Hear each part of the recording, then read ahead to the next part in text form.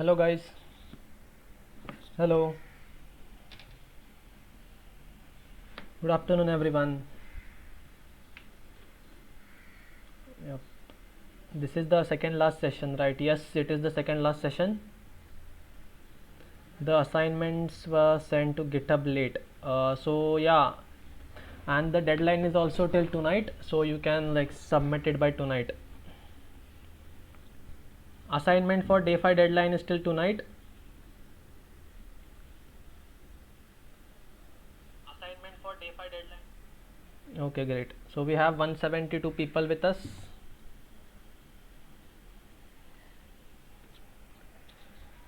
So yep, we'll just wait for 5 more minutes and then we'll go ahead.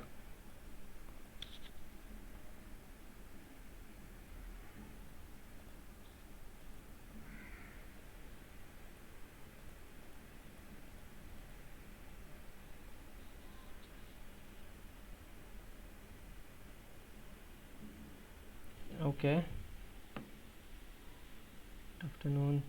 Fetch API. Yep, Fetch API we'll cover again tomorrow. Today is just basics of DOM. Like it will be not 2 hour sessions maybe. Tomorrow we'll fetch the data from API and then display it in our web page. So today it will be just basic how to fetch elements, how to change their class, how to see some events, click events, all that stuff.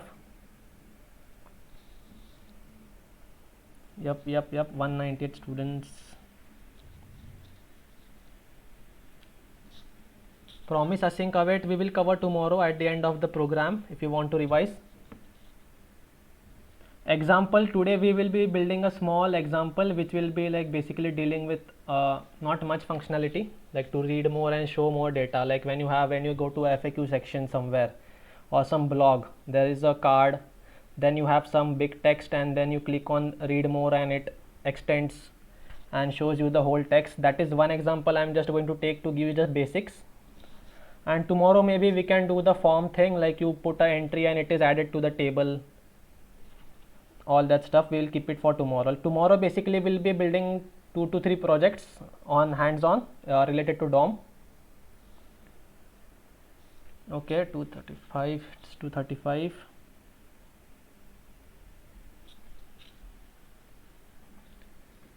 Okay.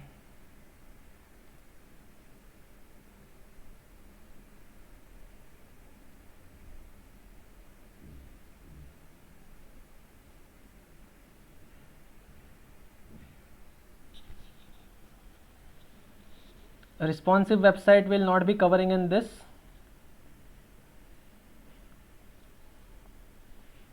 You will need to know, like today I will be dealing on with a very plain website because I don't want to cover CSS and all everything in this lecture.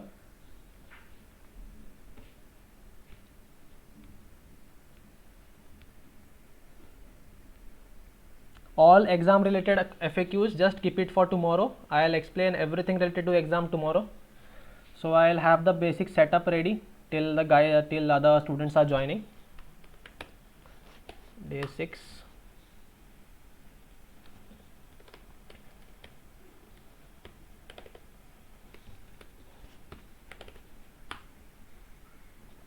Index.html and then we have scripts folder.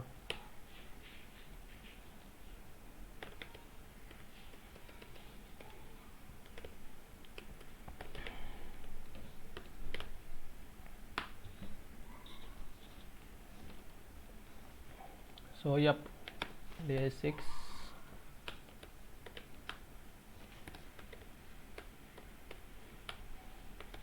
And scripts and basic.js.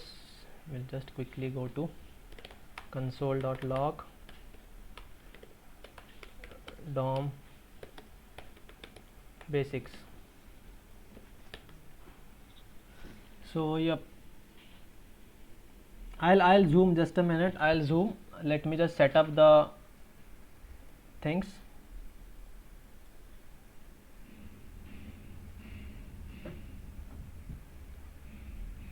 So we have the chat also open by side.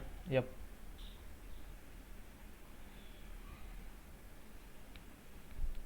So now we have our server, live server running. Yep.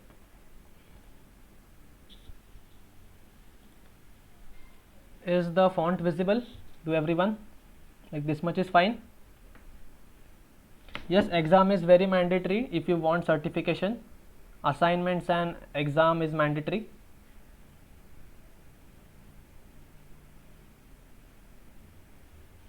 Is the screen visible?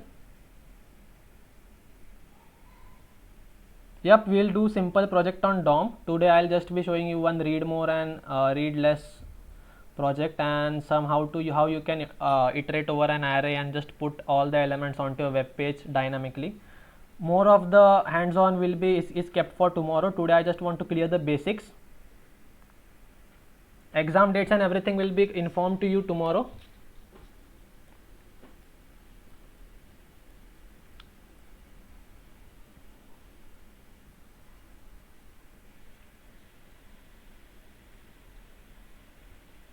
You need more zoom, I guess.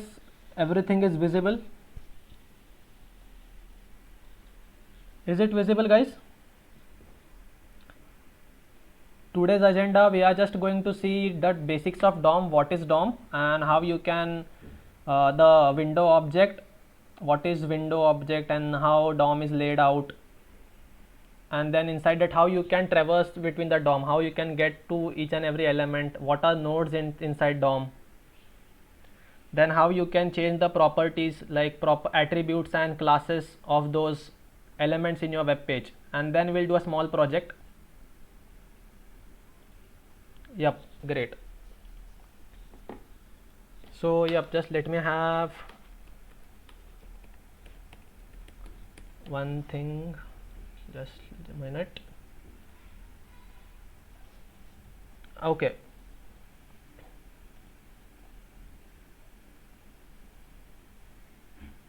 Okay, first we'll just, okay, so can we start, guys? Everyone here, we have 300 students, so we'll just begin.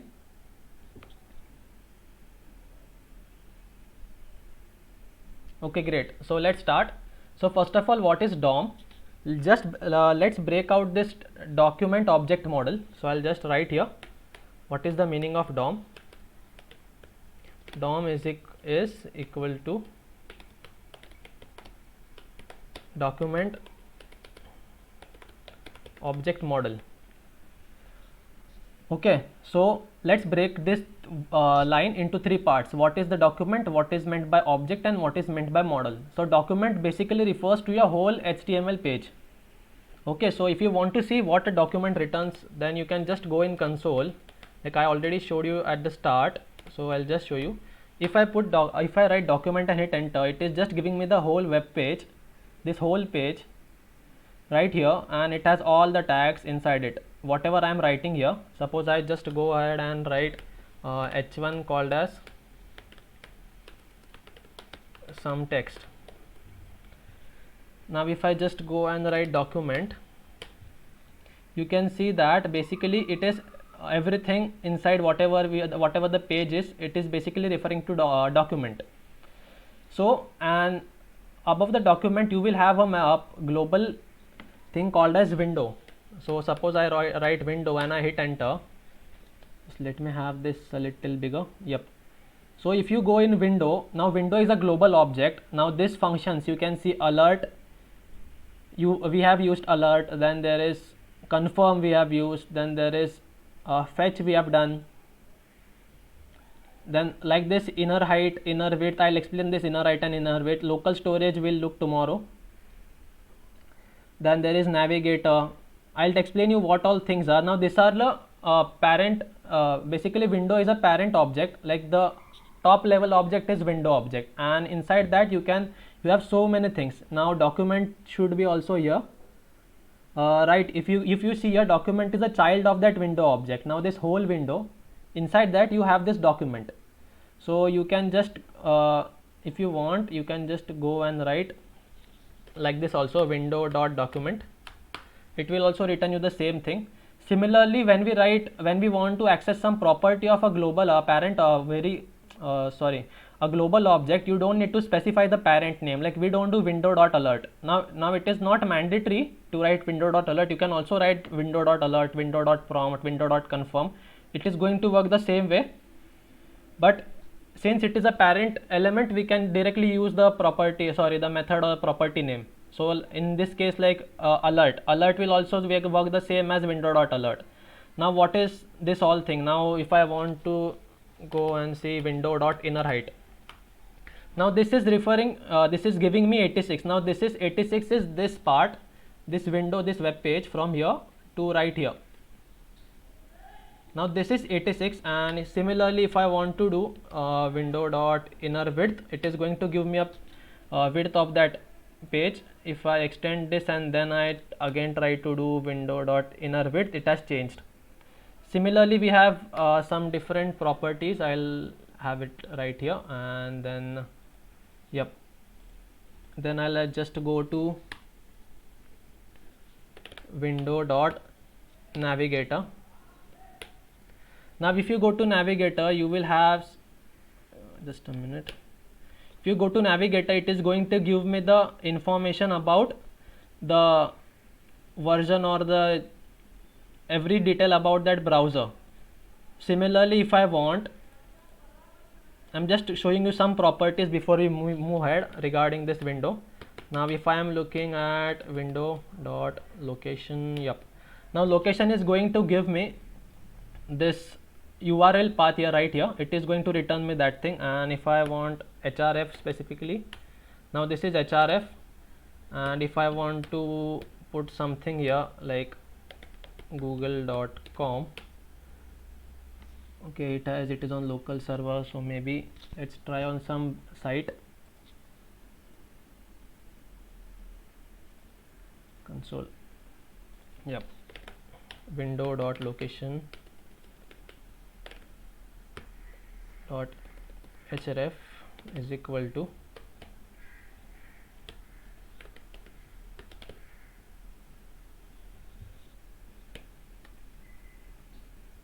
okay, chrome.search,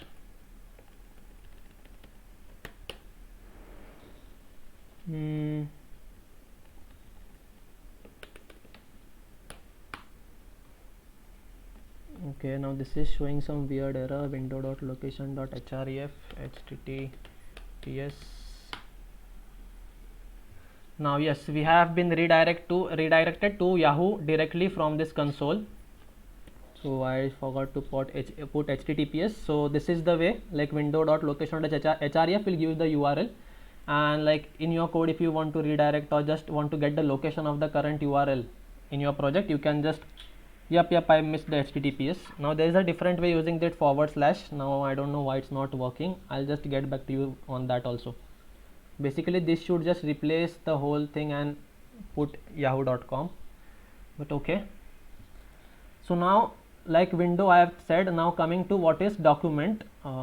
Just close this, and where was our live server? Just let start it again.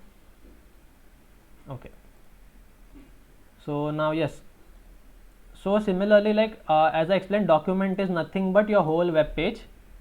Okay, the whole web page, and inside that it has if I want to break down this document, it can be like, this is the parent document, HTML element is the very root element of this document, and inside that there is direct two children of that element known as head and body, and inside that body they have many children elements called as meta, title, scripts, link, and all kinds of like favicons and everything. Whatever you write inside this becomes a children of that head element, and whatever comes inside this body becomes a children of that body element. Apart from that, there are nodes. Now what is node? Every element which we can access is known as a node. Now this is a text node, like P will have a text node called as this, like this text element. Suppose now there is suppose we have this h tag, a tag. Now I'll write something, https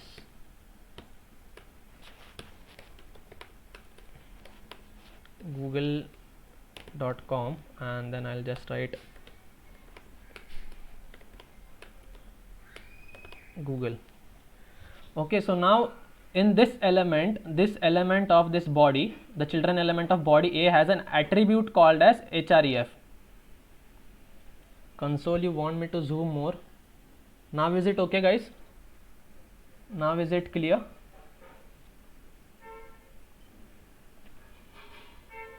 Shift my video window left hand side. Okay, just let me make the changes. I'll just shift it to where do I shift? I guess this place is only fine because I just put it to the corner. Yep, now this much basics. And then what is now document? I explained, like if I want, suppose we have document, I can get head of that document and it will return me the head element. Suppose similarly we can get the body element. And so this document is nothing but this all the web page. And now going on to the object thing, like every element in this, or every tag or every element in this web page is an object. It will have its separate properties and all. So basically this documents mean the whole web page. Object in this means that everything is an object. Okay, and then model means how this structure is being laid out on your website. So document object model basically means the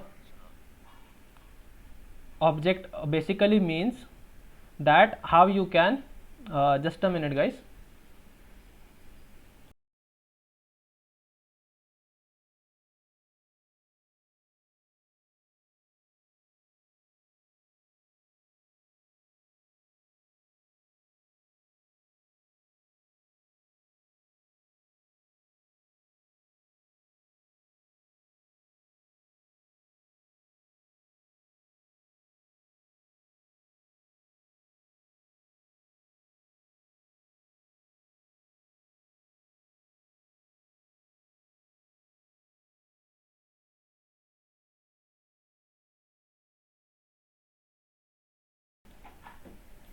So yep, okay, so where were we?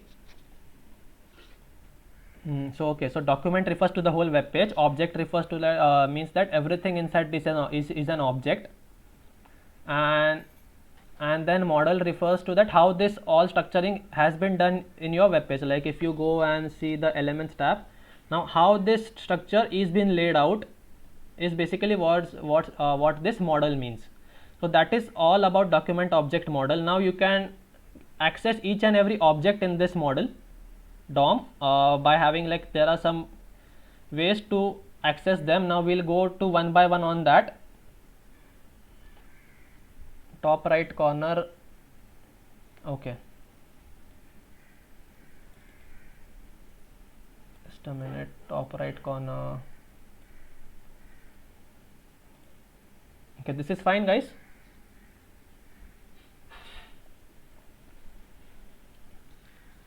Now everything is visible to you guys.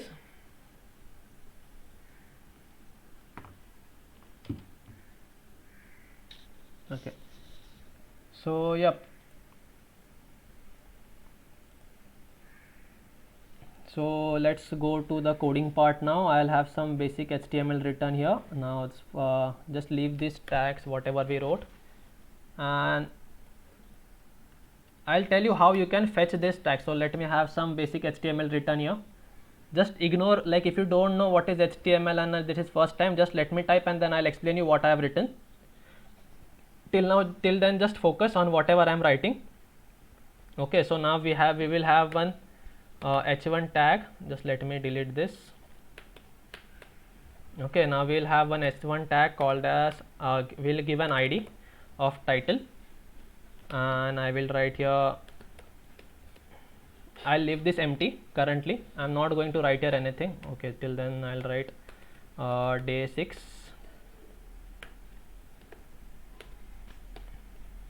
Okay, and now we have day 6 right here. Just focus till now and just let me write the whole thing. I'll explain whatever I am doing. Now I will have a list of ID wherein I am going to use ID, give it an ID as list. this is also I am going to leave as empty, like because we are going to use JavaScript to append all the elements from our JavaScript to the web page. Then I'll have some p tags, some 5 p tags, and I'll have some lorem text of 3, similarly lorem of 5, lorem of 7,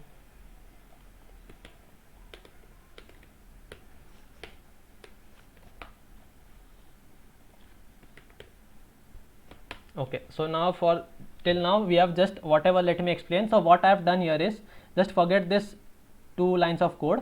Now what I have done here is, I have written a header 1 tag. Now like this you will have h1 to h6 elements in HTML, which are just going to specify the header tags.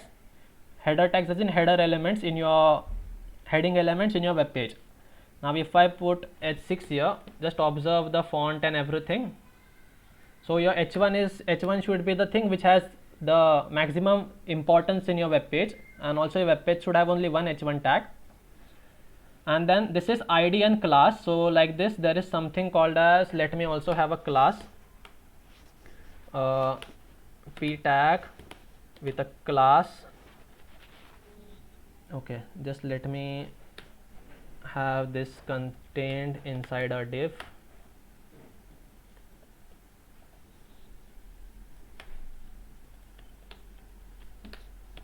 Okay, and then I'll give one class here called as imp, and then again I'll go and create a p tag here, and this will have a class as imp,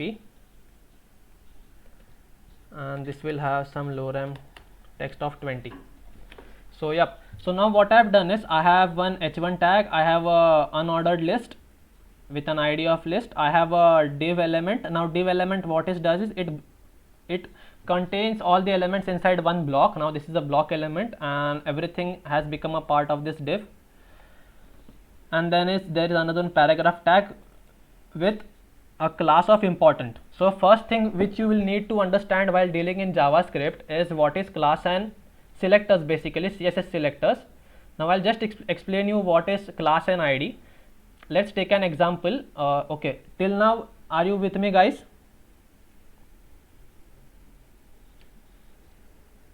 Are you with me, guys, till now?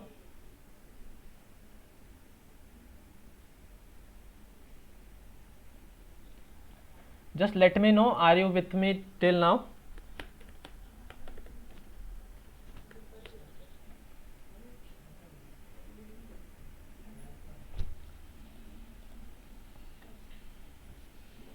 There was one doubt, what is div in HTML? Div is basically a division or section wherein you can contain all the HTML elements you want to group together.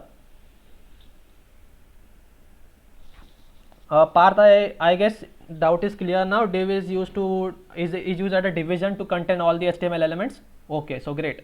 So now let me explain you, like who are new to this programming, let me explain you what is id and class. Okay, so suppose, let's take an example, real life example. Suppose you are in your college, all of you are students. So now every person will have close div tag. Yep, thank you guys, close div tag. Yep, thank you for that. Okay, yep. So every student is going to have a unique id, right? Not like, it is not the case that 2 students are going to have a same id in their college. Okay, but in a single class there are multiple students, so a single class can be attached to multiple students, but a single id can only be attached to a single student. Is this concept clear?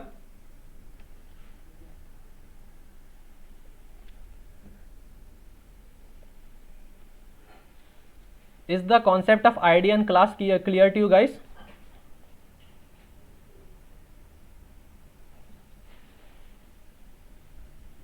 Okay, so similarly in HTML tag, one id can be only given to a single element. Like your HTML page cannot have the same id for multiple elements, but you can give the same class to your multiple elements. Okay, now this example should make things clear, and that is you will also see how this helps. Okay, so yep, this is clear. So apart from this, I have just explained you two selectors, that is class and ID. Then there is type selector. And if you want to learn more about CSS selectors, you can just read the documentation for CSS selectors, how to you can change selectors based on specificity and all. So yep, so now what we have on your web page is this thing. Now we have this title and this paragraph tag and then this thing. Okay, now what I am going to do is, first of all we will see how we can get these elements. First we'll learn to get these elements. Now if we go in this thing,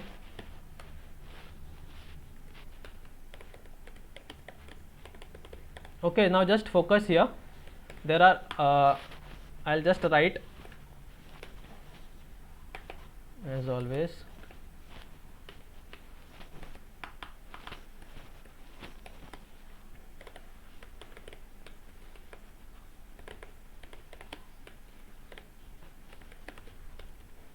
Now there is something called as get element by ID.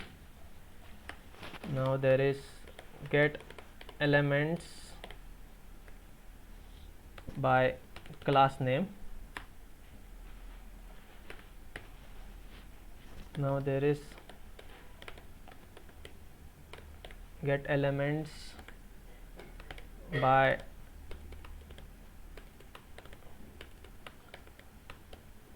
tag name, get elements by ID, get elements by class name, get elements by tag name. Now there is something called as query selector, and then we'll just also see query selector all. Now this is the basic things that this should be fine for you guys. So now we'll just look at them one by one. Okay, so first we'll look at get element by ID. Suppose in our web page we are having a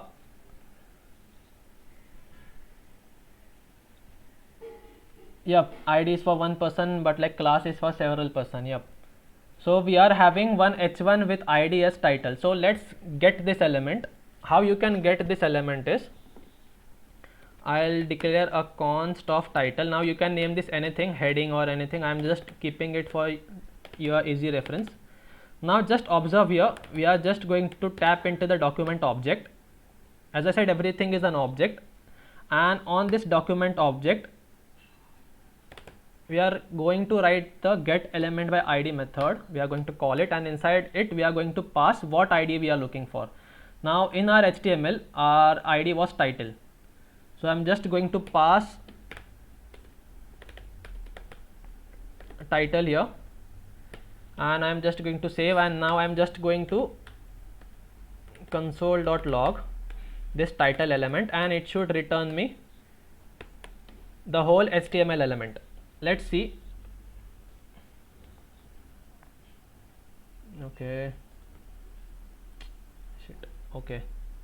Okay, so now if you see in console, we are having the whole HTML element with the ID of title.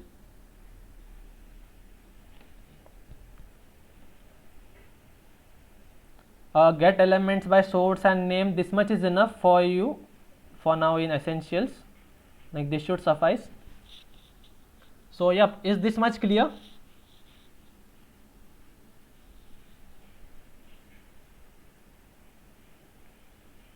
How to change font, will come to that. Till now, like how we have got the element.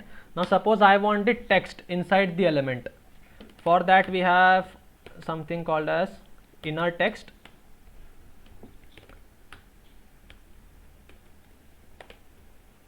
Title dot inner HTML, what is going to return me? It is also going to return me the same thing. I'll explain what is the difference between inner text and inner HTML in a bit. I'll just log the same thing. It is going to give me the same result, but there is a difference. Title dot inner text. Okay, so now if you are saying that inner HTML and inner text is giving me the same results, I'll explain you what is the difference in this thing. So like this way we can Okay, so like this way we can get the elements using the id. Now if I go and try to put this id to this list as well, and it should give me an error. It is not taking what. Okay, id title.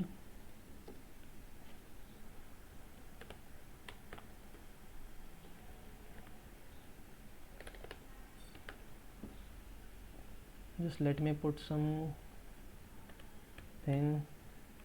How to change font, I'll explain. What is query selector, I'll explain. Just hold on a bit. Day 6. Okay, so now we have till now we have learned how to get elements by a single id. Okay, now just in case if you want to go ahead and suppose I am going to Google itself and I am going to inspect element, and if you see, let's take something which has some id. On Google maybe they must have id for, let's check in their website, div id most visited. Let's get this and try document dot get element by id, and I'll write most visited. Now it is going to give me the whole element of most visited. So you can just practice on any website using this all things. Dot value we'll see in form. For now just don't go on value and everything. So yep, document dot get element by id. Now we'll go to class name. Now this was there's one difference. If you look at the spelling right here, it is get element only and not elements, which is the case in other two things, get elements and element. Now what this things will return to us is an HTML collection. I'll show you how. Suppose const data is equal to document dot get elements by class name. Okay, let's get it first by we have classes specified for just two things, class imp. Okay, and I am just going to console.log data. So now if you see, we have got a HTML collection right here. Okay, now what is this HTML collection? I'll tell you. Similarly, let me just, I'll tell you the difference and why we need to convert it into some another format. I'll tell you. Inner HTML and inner text we are going to tell you soon. Like when I go to that appending thing, like when we'll append a array to our web page, I'll tell you the difference. Okay, till then just hold on. Now okay, now we have this data which is holding all the classes. Now it is going to give me an array, not an array, HTML collection. So if I want to get the first thing, it is giving me the first class, first element with class of imp. Similarly, I can also access the second element with the class of imp. So just let me log the whole thing. Now this was class name. Now similarly, if I want const all p tags by document dot get element by tag name, and I write p inside this. Now it is going to give me all the p tags in return. Now today's session is just going to be basics, so just focus on the basics for now. Console.log all p. Now here also we have got something called as HTML collection. Okay, so now what if I want to iterate over this all paragraphs, or let me just type this as para and this as the whole data. So like it is para and this is data. Okay, now we'll fetch the same things using query selector and query selector all. I'll tell you the difference right now. Now query selector, what it is going to do is it will return me the first element which matches its condition. Okay, for example, there is two p tags which a class of IMP. Get elements by class name gave me an HTML collection of both these tags. But what query selector is going to do is it is just going to return me this first tag, first element. So let's see that thing. I'll just console.log it directly. No, okay, console.log.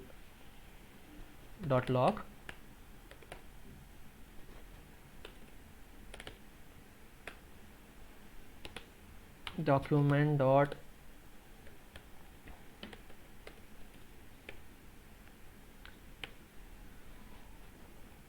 query selector. Now in query selector you don't have to pass just the tag name, you have to pass the selector.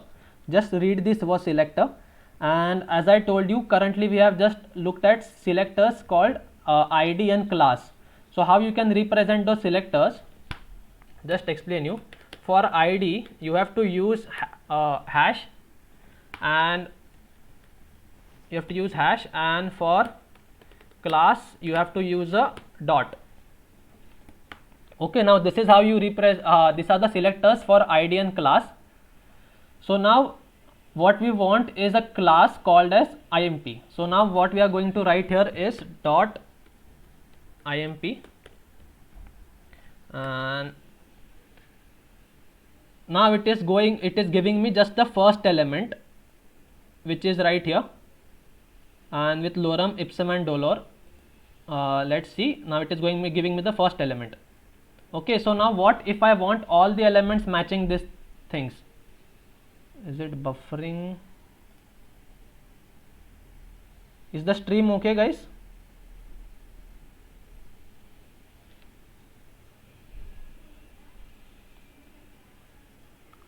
Hello? Hello? Just let me know if the stream is okay and there's no buffering from my side. Okay. Okay, great. Okay, so now if I want to get all the elements with this thing, just let me write the same code, just copy. I don't know why it is showing me buffer in my OBS. Query selector all. Now here you can see that it is giving me a node list. Okay, now just see the two types. When we were using these three things, get elements by class name, get elements by ID, get elements by tag name, what we got in return was an HTML collection. And using this query selector all, what we have got is a node list.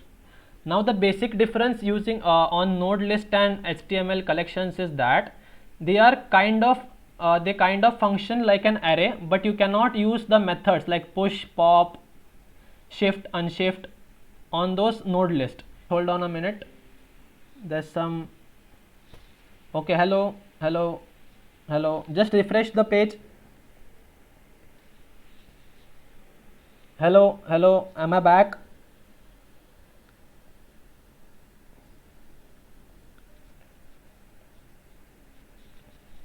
Okay, am I back right now? Hello.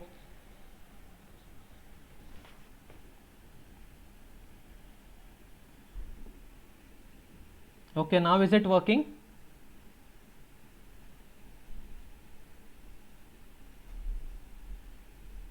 Okay, just a minute.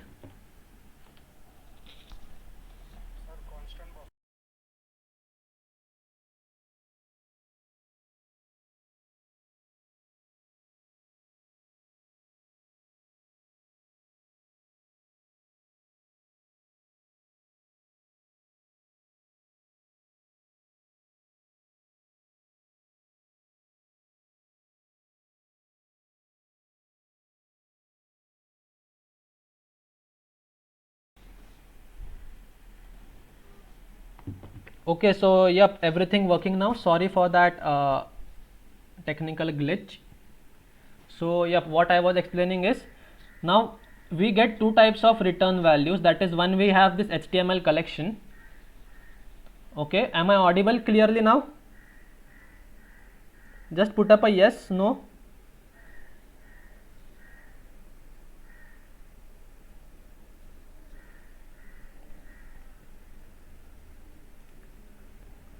Just tell me yes, no.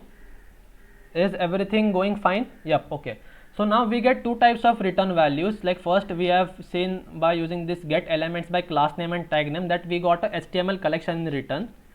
So talking about this HTML collection, it is a kind of, it is not a array, but you can iterate on that using a for loop. But if you want to use methods of an array like for each loop, you will have to explicitly convert it into an array. But node list, you can iterate on that using a for each loop.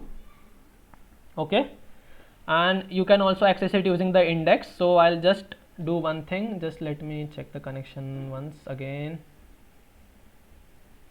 Okay, everything fine. Yep, thing.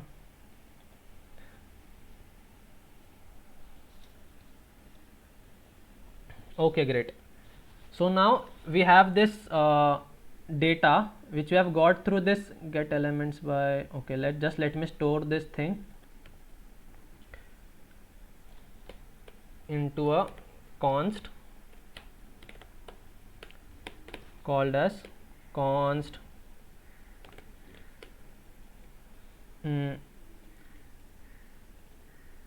const data1 is equal to this. Okay, console.log, let's just check that we have the data. Okay, we have this data. Now I want to iterate on that. So first let's see how can we iterate on this. Okay, now we have this query selector all using imp, and let's do this for the tags, the same tags. Okay, I'll just copy this and comment this code, and we'll do on this p tag, because we are doing the same up here in data and data1. So we'll compare what error we are getting. Okay, so now we have this console log data. I don't need this line as of now. Okay, so now we have this okay, console.log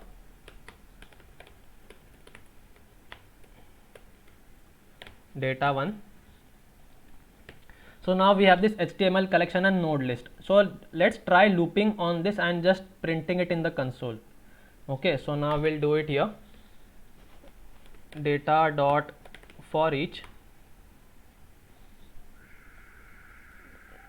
Don't want this auto suggestion. Data dot for each. Now this is going to take an element. Okay, and on that element what I want to do is console.log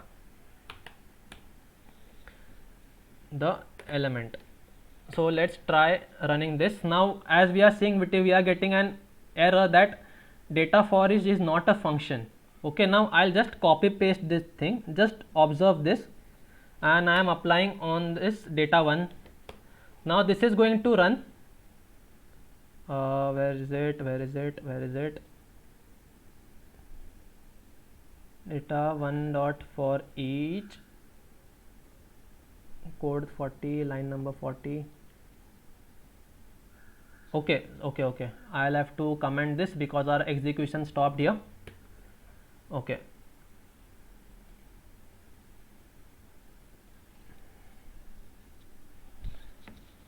data for each element, console.log element. That is the thing.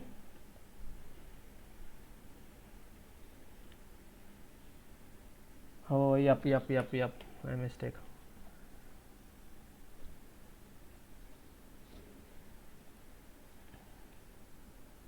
Now we have this 41 line console.log element, data1 for each, query selector all. I guess somewhere I have made a mistake. Tag name p, class name important. Yep, I have made it capital, guys. Now this is still not going to work. If you want to see, this is still not going to work. If you want me to comment, it is still going to give you this error. I have made some silly mistake right here, as I thinking I made some mistake. Console.log element. Now in data we are getting a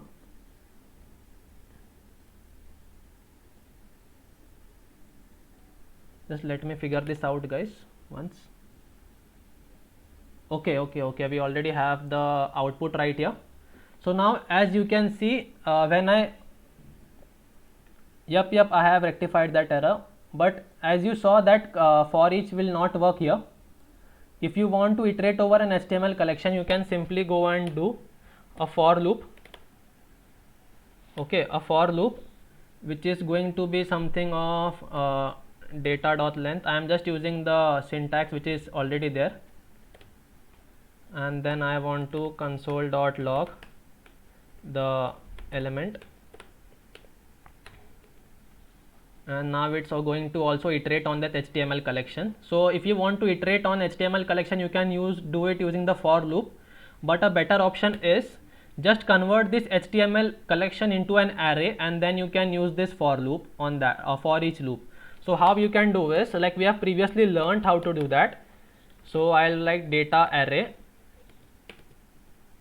Now we will pass it as a spread using the spread operator. I am going to pass this data inside here. Okay, is this understood, this line whatever I have written? Did you understand this one line?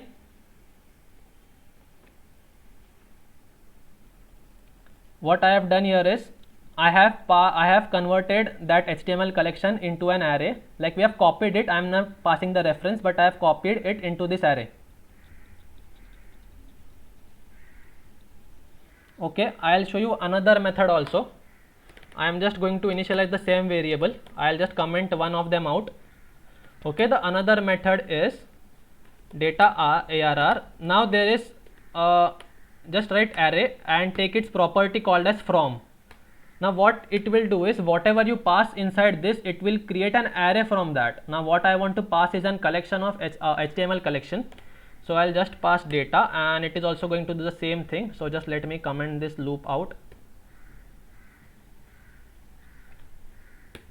Why we use 3 dots, just go to the previous video and you will get why you use 3 dots.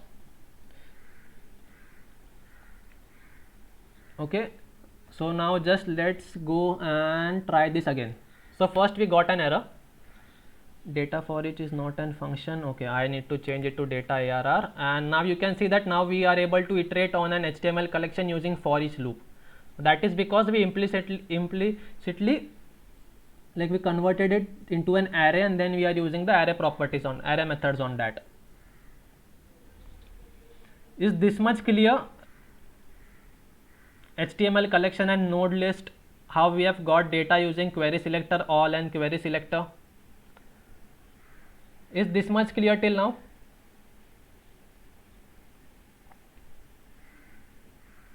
Okay, now what we'll do is, now we'll see how you can change the properties. Okay, now first you will see how to set attributes, and attributes, what attributes you have. So not getting.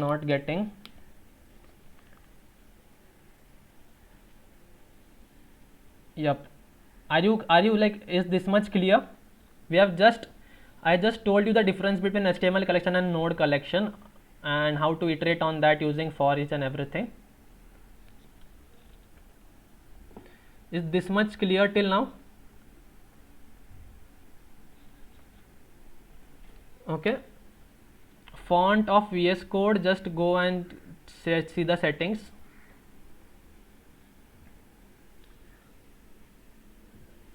Okay, continue. So now just we are going to see how to change the attributes, and then how to change the classes and all. Okay,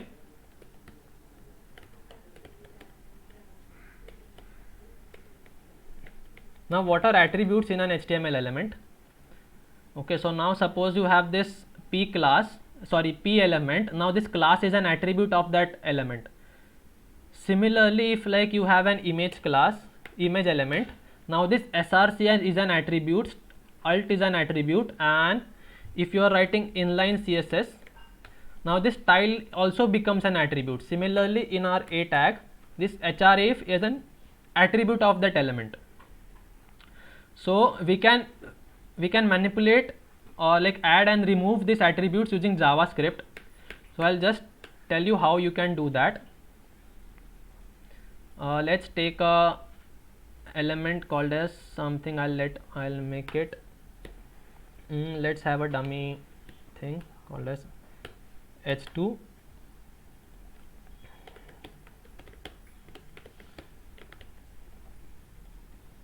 Now we have this ID, and I'll give this ID because in JavaScript it's like if you want to target a single element, you can use it using ID. So I'll give it as an ID of attribute, because that's what I'm going to use it for. We'll go to a JavaScript code. Now we'll have attr const attr is equal to document. Now I usually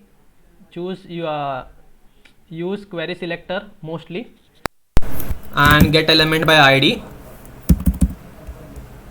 So because it returns me a single thing, get element by ID, and we are having attribute. Okay, so now this attribute has that element. Here I am just going to attr dot set attribute. Now using get attribute, you can get the attributes.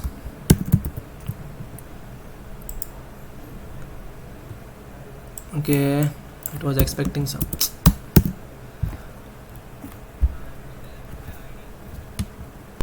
Okay, let me mute myself from here. Okay, so yep, now this returns us the attributes. Suppose if I want to see the attribute, does it have an attribute already? ID, just let's check this.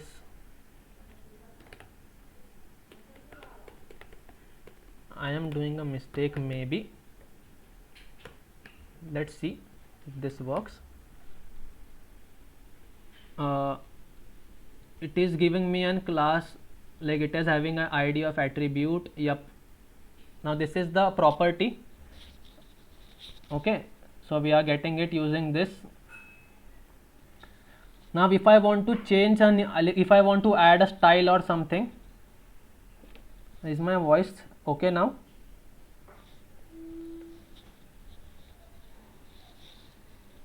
Is my voice okay now?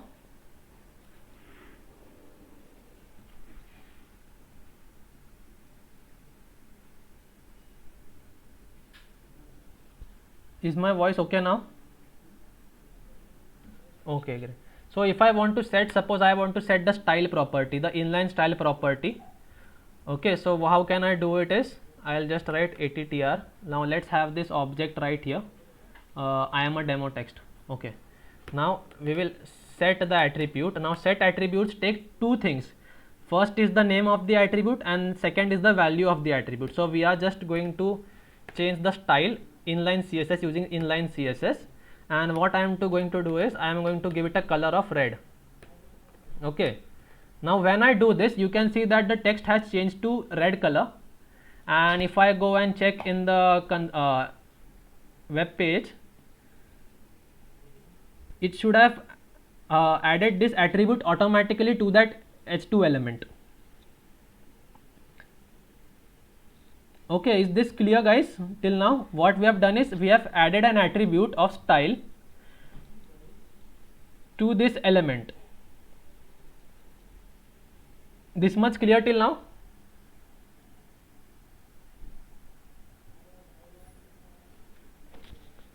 Just let me open up the chat again.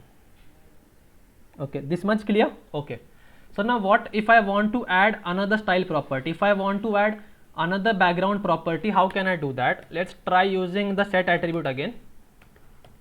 Now using set attribute you can add classes also. Okay, so if I want to add another style property, which is going to take, now just observe here, I'll also cover one more concept. If your CSS like suppose, okay, I'll just write and show you. Background color, this is the way you write in CSS, but when in JavaScript you cannot write this now because it will consider it as two separate things. So you have to use camel case and write it as like this. Background color is equal to blue. Now what this is going to do is, it is just going to override that property and not add this style to that.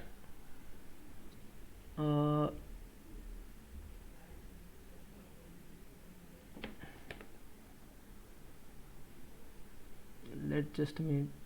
Okay, my mistake, that is for another thing. Now this is going to do this.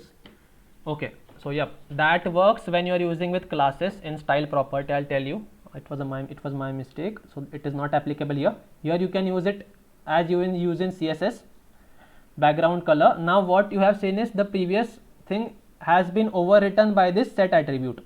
So you cannot add multiple classes. Like if you want to add multiple classes, I have to include this here again like this, and then only it is going to be applicable as together. So you cannot keep doing this again and again and again.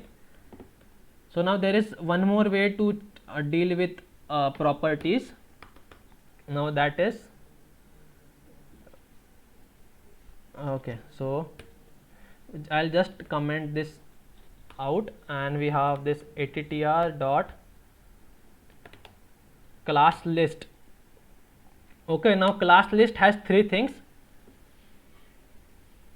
Class list has three things. First is add, second is remove class, and third is toggle class.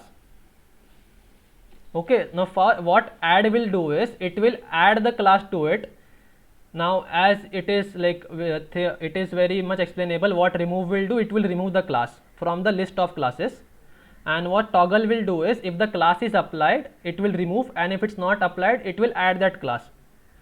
So let's see this how it is going to work. Okay, suppose class list dot add. Now what I want to add is, now for this I'll have to make a class. I'll just take this thing and I'll put it in a class. Just let me go to, let's have a styles.css also, because I'm going to require it in today's session. I'll just make it now itself, styles.css. Okay, and then in index at the very top I'll have link styles.css. okay, so now let's have a class called as blue. What it does is, it will change the color of the text to blue. Okay, now this is just for explanation purpose. Now what, if you can see, I'll just add a class called as blue here, and it is going to add that class to that element. Okay, now similarly if I have another class called as class, now this is also the way you can select class in CSS, the same thing, dot and hash slash bg yellow. So let me write this way, bg yellow, background color is equal to yellow. Okay, now if I want to add one more thing, I'll do attr dot class list dot add bg yellow. Now if you can see that both of these elements have been added and it is not overwritten that thing. And if I go here in this element section, you can see that class has blue and bg yellow also. Okay, now suppose I want to remove that one class. Very simple, attr dot class list dot remove, and I have to pass whatever I have to remove. Suppose I want to remove blue, and I'll just remove that and it is gone. And suppose attr dot class list dot toggle, and I am putting it blue. Okay, now what it will do is, if it's present, yep,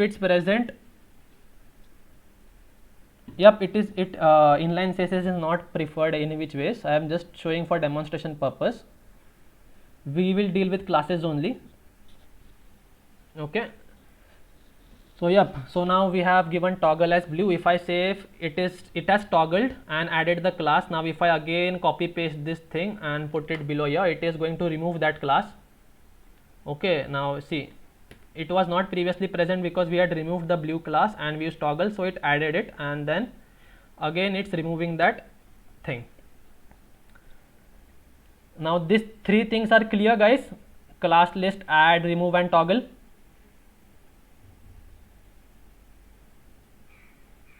Is this clear?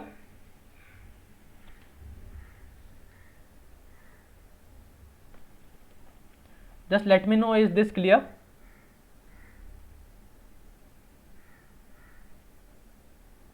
Okay, now these are very basic things, but these are only going to be helpful.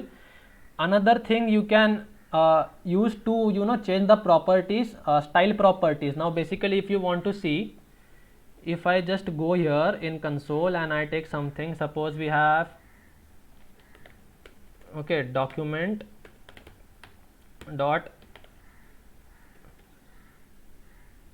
let's take a element attr.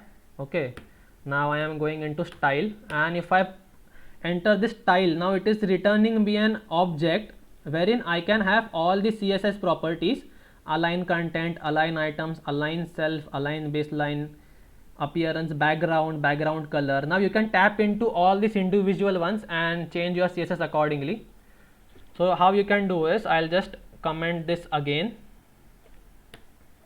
Okay, now we are going to just fix the style using this style property. Okay, now attr dot style dot color is equal to red. Now it should make the text red, and what it is doing here, it is giving an inline CSS to that element. Similarly, if I want to give attr dot style dot background color, now if you observe what I mistakenly wrote above,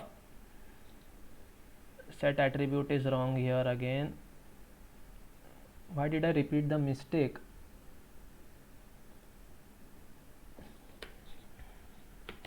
Yep. So when you are when your words are like in CSS, usually you would write background as background dash color. This is the way you write. Okay, and also margin dot margin top and all that thing. But when you are using in JavaScript with the style property, you will have to make it camel case, like this and like this respectively. So now in this case we are having background color. I am just going to set it to some random color that is equal to yellow. Let's have yellow green. And now this we have, with this we have also changed property, style property. Now if I want to remove this, I'll just initialize it to blank, attr dot style dot background color is equal to nothing, and it is going to just remove that thing. Toggle what it does is, suppose if the class is there, it will remove that class. If it is not there, it will add this class. Take your switches at your home. Okay, when it is off, you cannot turn it again off, you have to turn it on. But when it is off and you turn it on, then you can again turn it off. So that is what toggle does. Mobile responsive, for that you need to know CSS media queries, and maybe you can use frameworks for that. JavaScript is basically deals with your interaction part of the website. Responsiveness you can all handle using CSS. Why I always use lorem ipsum? Lorem ipsum is the dummy text and I don't have to type each and everything. Till now everything clear, guys? So I'll just show you how you can actually append an array on the web page. Till now everything clear till here? Like we have not seen at many things today, but till now is it clear?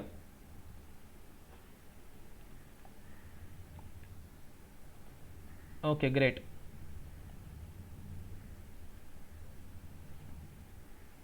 Yes, yes, yes, yes, yes.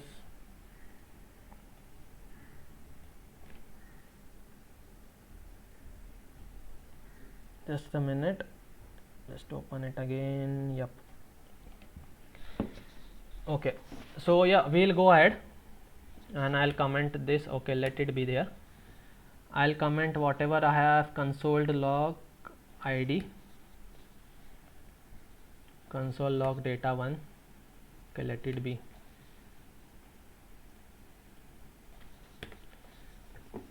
Okay, now we'll go ahead. Now what next we are going to do is I am going to create an array. When can we take a break? We'll take a break at 3:55. Okay, we'll take a 3:55. For 5 minutes we'll take a break. Okay, so till then I'll just show you how you can append.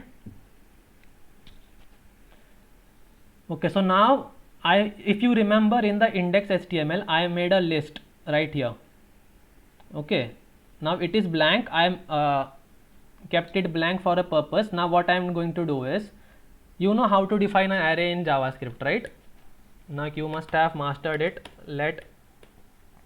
Suppose you have an array of fruits and in that I have apple, orange, watermelon, and mango. Now basically what you used to do is just loop on this thing, print it on the console, and all that thing you must already know. Okay, class list will usually return if you want to see what class list is returning. Okay, let's check that also. So I'll give you an example. With example only I'll tell you what class list does. So just let me add these things and just let me remove this and put a dot. Class list basically gives you all the classes and then you can add or remove from the classes. It returns DOM token list. If you hover on this, it removes something called as DOM token list, and in that all classes are there. You can add classes to that list, you can remove from that, you can toggle. So it is a better way to deal with classes.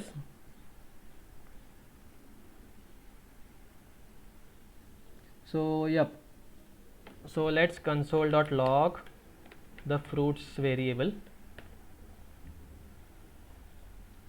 console. Okay, so now we have this apple array right here, and just let me put something above here so we know that it is going to be a list of fruits.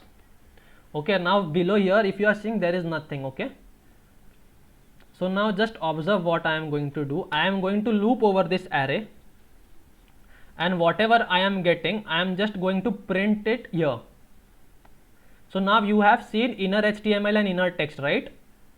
First of all, what we need to do is we need to get this element, because we are going to put the elements inside this UL. So we need to fetch this element first, the UL, and we can do it using this list ID. So I'll just go and have I done it prior? No. Okay, so I'll just go and take this and console.log.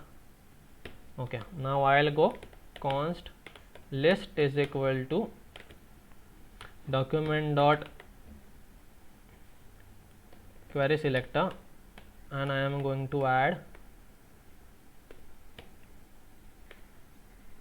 list here, console.log list.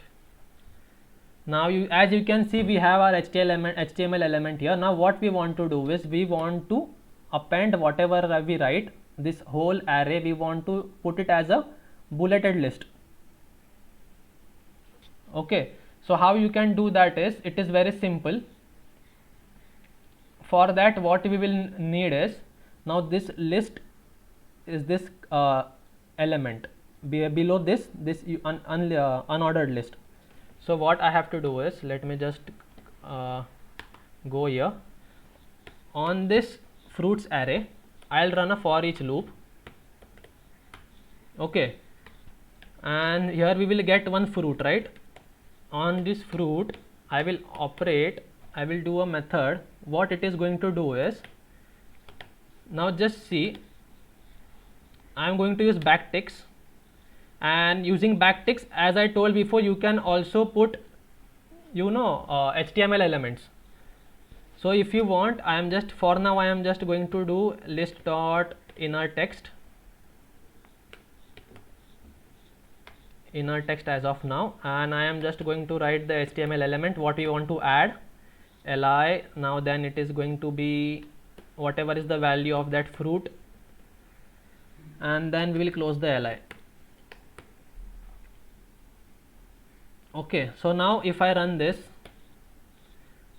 now you see that only mango is printed. You know why? What it did was, it took this first list, it printed here, it took this second list, it replaced it, it took the third fruit, it replaced it. So for that we can use this plus equal to. Now you can see that it has replaced the text only because we have used inner text. Okay, is this clear till now? Here what inner text did was, it just replaced the text inside of that li and not the li element. Is this much clear, guys?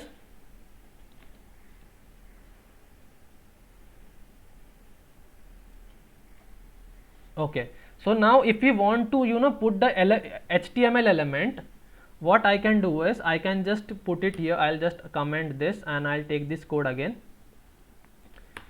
and I will, instead of inner text, I want this HTML to render. I will write inner HTML, and now you can see that we have this array using plus equal to. We are telling that put this into the list, then append this list, again add to this list, again add to this list. Now if I go and add something called as grapes here, you can see it is automatically coming on your web page. Is this much clear?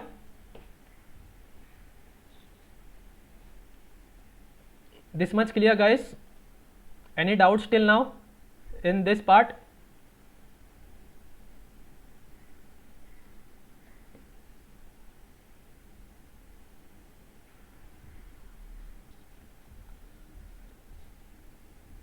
Okay, great.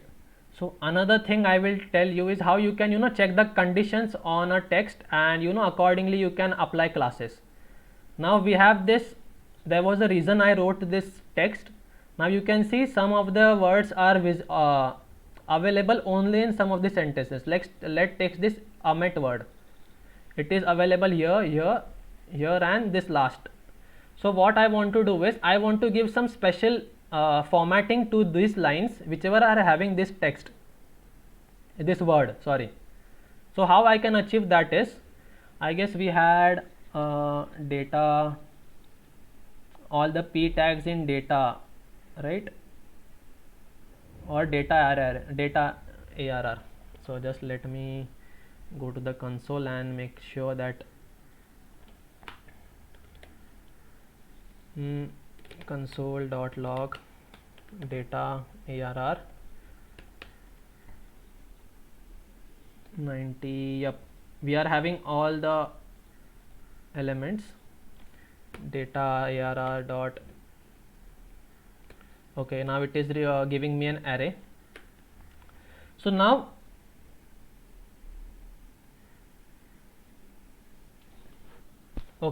what next we are going to do is, now we are going to give some special classes or special formatting to these lines based on this occurrence of this word.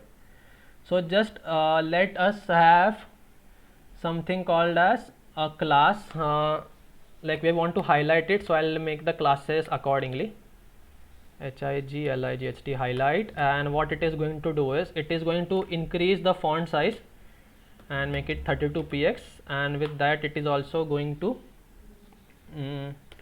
change the color to red. Okay, now this is what is going to happen if that amit word is there. Now how you can achieve that using JavaScript? Now what was, just write the array name here so I don't forget. Okay, now let's do that in coding. I think everybody understood what we have done till now. Everyone has understood what we are going to do and what we have done till now.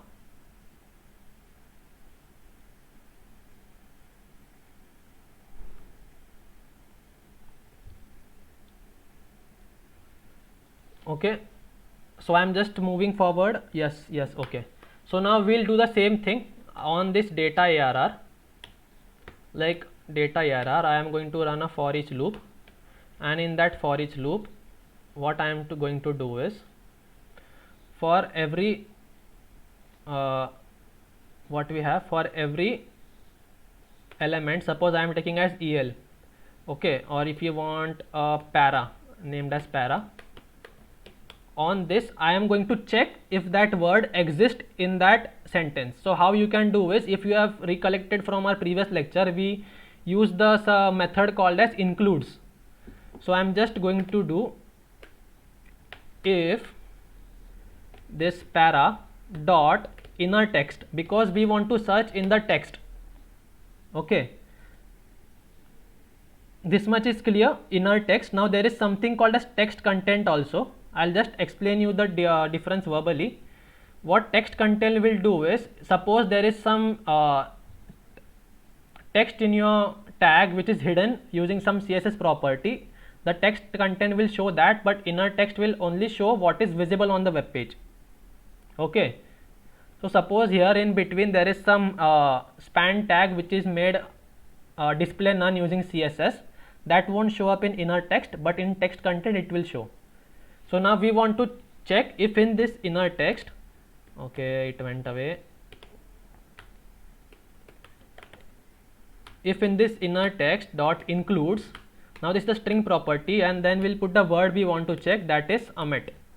Now if this condition is satisfied, what I want to do is, on this para dot class list dot add, I want to add the class of highlight. Okay, and I think we are done. That's all. If you see, wherever that condition was matching, let me just change it to a smaller number. Yep. Now wherever that condition was matching, it has changed the color and font size of that sentence. Okay, this much understood, guys? Yep, this much understood.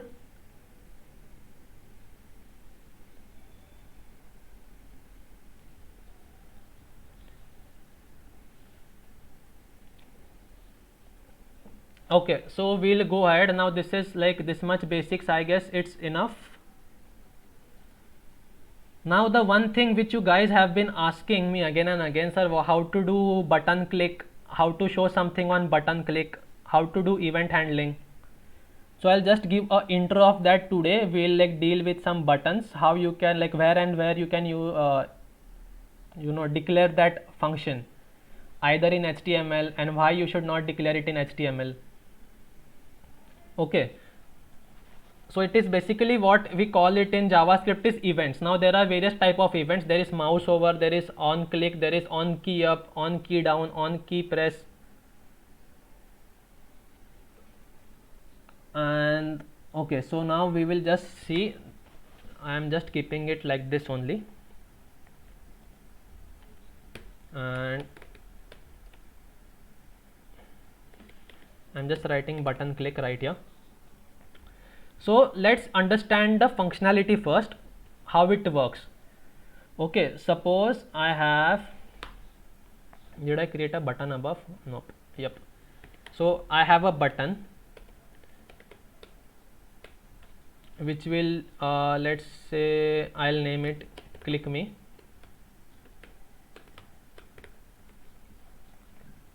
Okay, we have this button right here, and I will give it a ID of btn for easy reference. Okay, now this is a button. Now by default on click nothing it is happening. So what we have to do is, on this click a function has to occur, like function has to be executed. okay, explain in another file. Just today for now we are doing this, and I'll take the project in another file.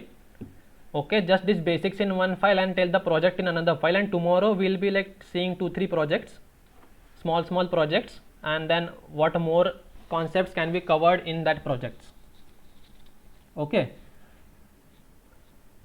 and okay, so where was I? Okay, so button, what we want to do is on click I want something to happen. Okay, so there is, you can directly add functions here, events here. Now there is on abort, then there is on blur, on can play, on change, on drag, all that thing, on focus. So now what I want is on click, and then you can directly write the function here like window dot alert. Okay, now this is going to, okay, what am I deleting? Okay, now you can directly write window dot alert here, and you can just pass hello. Now if I go and click on window, click me, you can see that alert has popped up when I press this button. If I go and click here again, this is popped up. So now this is one way you can write. Another way is if I move this whole thing to my JavaScript file. Okay, for that what I will do is I'll just go and define a function here, that is function show alert, and inside this I want that I will write that code alert, hey, I am an alert from the button. Okay, now I have to just take this function name and I have to call it here. I'll just remove this and I'll write show alert and the function. Now if I go and click, it is giving me the same thing. It is giving me an alert called as it will give me the same thing called as hey, I am an alert from the button. Now this is the second way we have learned to call a clickable event. Another way is if I remove the, basically what you would like to do is you want your HTML to only handle the HTML part and all the JavaScript things to be kept different in a JavaScript file. So I'll just, what another way is, I'll just duplicate this and I'll comment this out. Okay, now what I'll do is I'll completely remove this thing from here, Okay, now okay, when I hit here, now nothing is happening on that click. I will go to my JS file. Okay, till now is it clear, guys? Till here?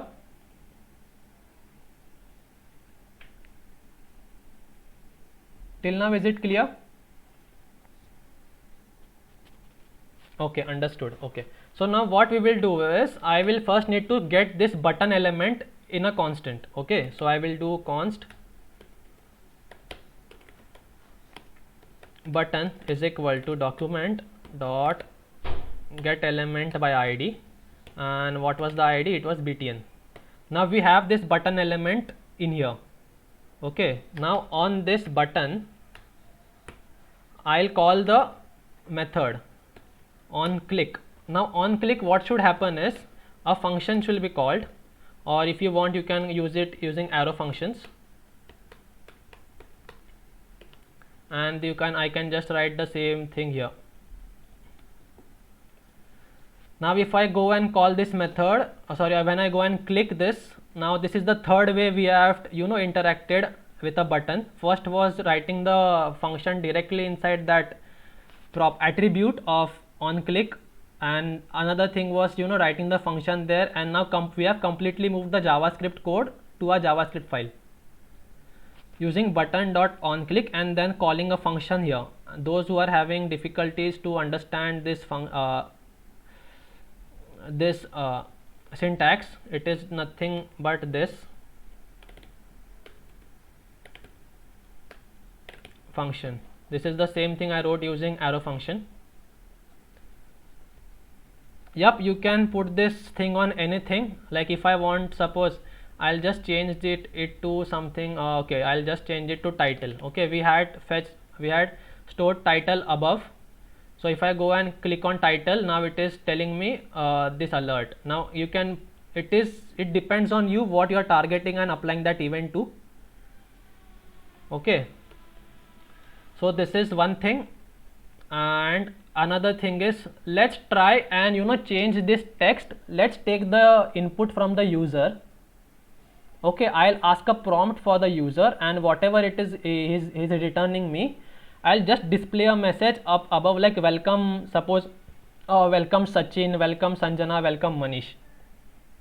Okay, let's do that thing. So for that, I'll just make a, currently I'm not showing you how to create elements and delete elements using JavaScript. We also can do that thing. Get element by ID, yes, query selector can be used, but when it is single thing, I generally prefer a query select get element by ID. So let's let's change this title altogether. So let's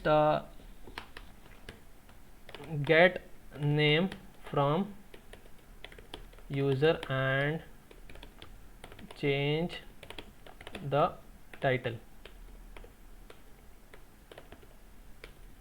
Okay, so what we are going to do is, first I'll need a variable to store the name.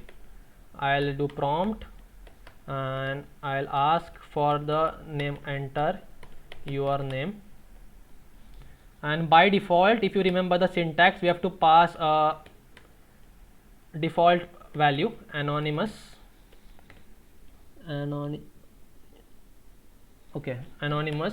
And once this we have this value, it is very simple. I just have to go and title dot inner text is equal to name. So if I go and do this, you can see that it is by default anonymous. Now if you want to append this text to that current text, you have to just write, suppose I am writing Prasad here. Okay, let's write let's upgrade, and I am hitting enter. It is showing day 6 let's upgrade. Okay, now there is one more thing. You can just write whatever you want here. Welcome to the family, and I'll just write name. So I'm going to save. I'll write a name from, suppose I'm writing Hari. Now it is showing me day 6 welcome to the family Hari. This much you have got. This much is understood, guys. Just let me know if you have understood this much. Now we will just take a small project.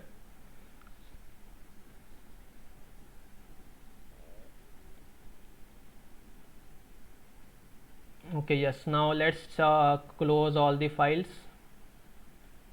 and in day 6 let me make a small file called as project1. It is still reloading. Now index.html, and let me open the server with this file. Okay, now I am going to write a bit part of code, and I want you to just focus here. Let me just save and load it again. Okay, so yep, should we start?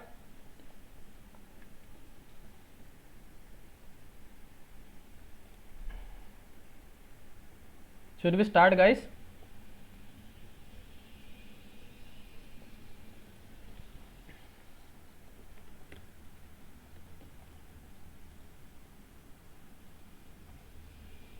Inspect element, let me have the files right here. Okay, yep, rename index.html,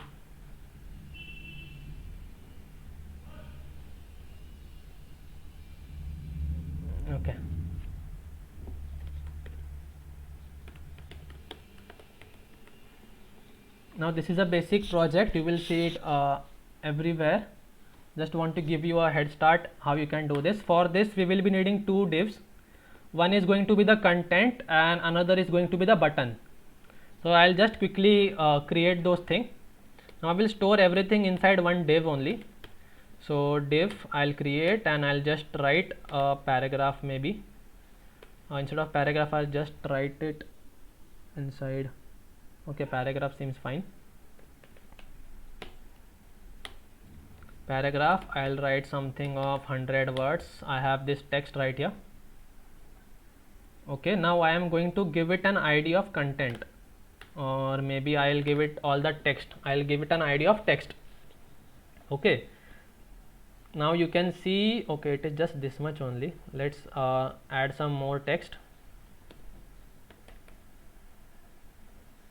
Lorem 200, lorem, some more text. Okay, this should be fine.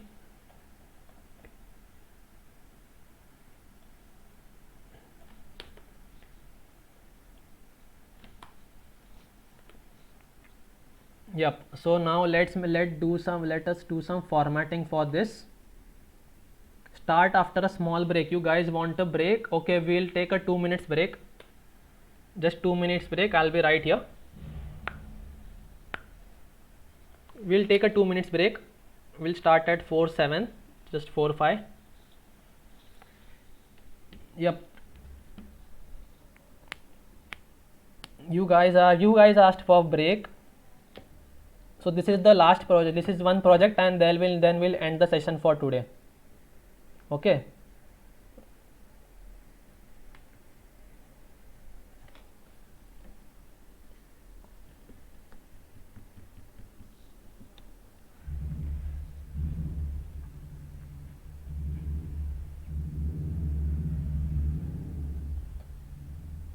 Till then I'll make the files, necessary files.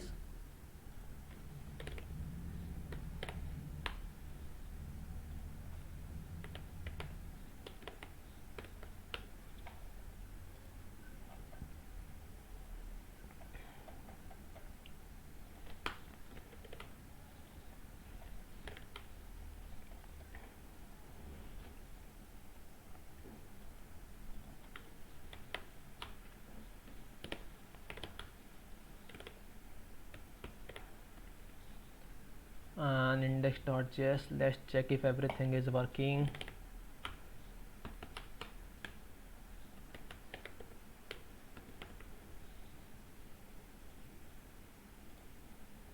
This is working fine, and let's check if our style is working.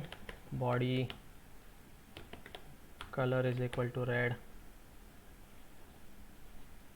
Yep, this is also working fine. So yep guys, last session is tomorrow. So okay, I close the styles.css. okay,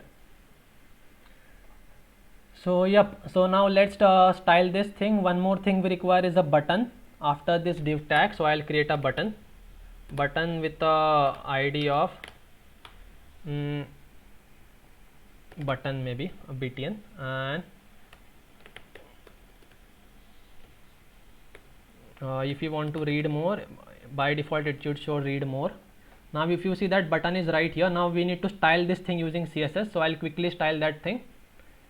So if you're not understanding this part, it is very much okay. I'll only do basic styling. Okay,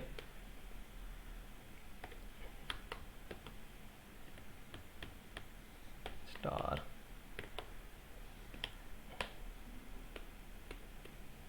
it's okay if you're not understanding what I'm doing. It is just CSS.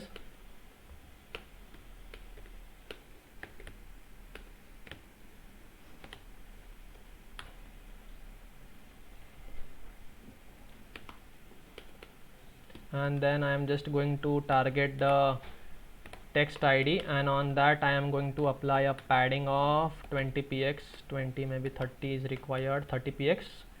Now this is all inside, and then I'll need a background color of suppose something different. Yep, now this is the background color we have, and then we have this button here.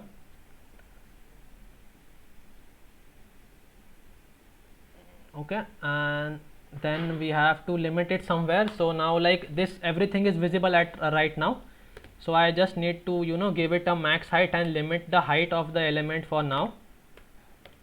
Max height I am going to give you it as 150 px as of now. So now you can see that our text is getting cut from here. So let's increase it a little bit to 50 px. Okay, this is fine. Now you can see that the height is currently like this, but the text is flowing. For that I'll use one property called as overflow, and I'll give it as hidden. So now you can see the remaining text is not visible as of now. So what we are going to do using JavaScript is, on clicking this button, it is going to show up. So now let me just give some animation to, okay, we'll add an animation later. So now I have to add one class to that element. So that is text.show. When this is, I am changing the selectors right here. What this is going to do is, it is not going to do any rocket science. It is just going to increase the height, which will restrict it right here, and it is going to make it suppose 1500 px. That's all it is going to do, nothing else. So now going on to the JavaScript part, what we have to do is, we need to, first step is fetching this content text box, the whole div of this text. Second step is getting this button. Third step is, once we click this button, then it will check whether the class of show is applied or not. If it's not applied, it is going to add this class to this div, and the your box will become of 1500 px. Okay, now this is, just ignore this first part. This is to remove all the margin padding and everything of the website, because by default it has a margin of 8 px something. So this is, you can just completely ignore this. Let me also remove this. So if you see right here, it is showing some margin, and I didn't want that. That's why I've made this. Now this is something you don't need to understand this part right now. Okay, so now what we are going to do is, I'll just go to the JavaScript file. Now first step, as I told, is we need to get those two things. So first was our text, and we'll do document dot get element by id and text. Now we have the text element iter. Similarly we have const button is equal to document dot get element by id, and I am passing here button. So now we have these two things with us. In here the whole text element is there, like the div, and in here the whole button is there. So now what we want to do is, the third way of attaching the event we saw, when I click this button dot on click, what should happen is, a function should be called. What it will do is, first of all, it is going to check if the class name of open is applied or not.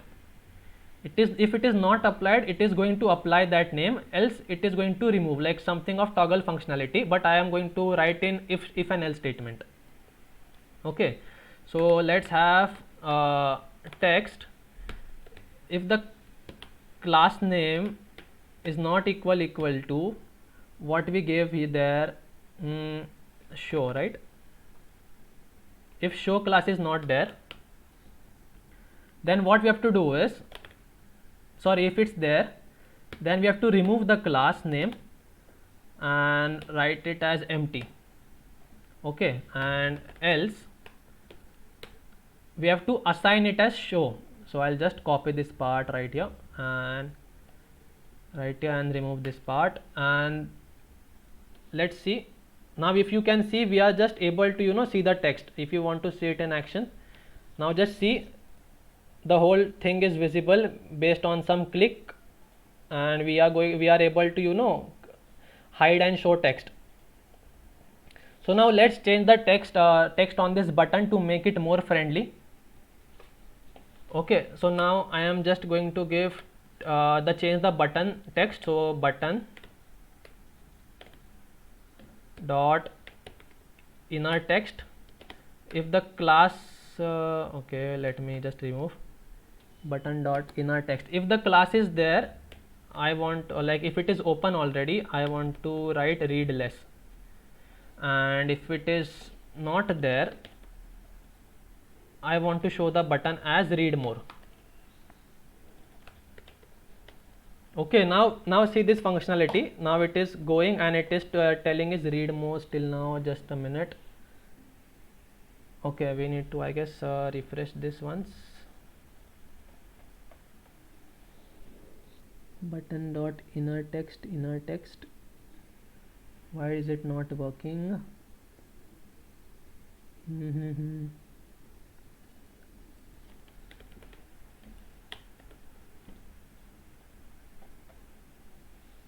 This is strange. Let me check the console once.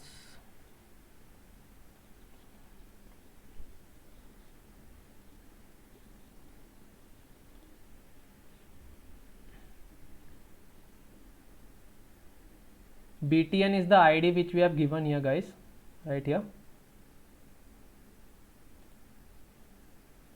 and button dot on click. If I try and replace the whole HTML, is it going to work? It is still not working. This is strange. Just let me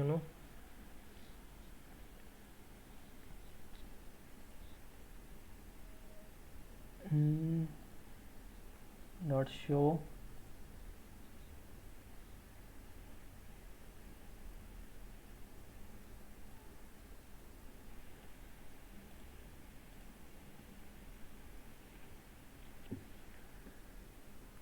Okay, where have I messed up?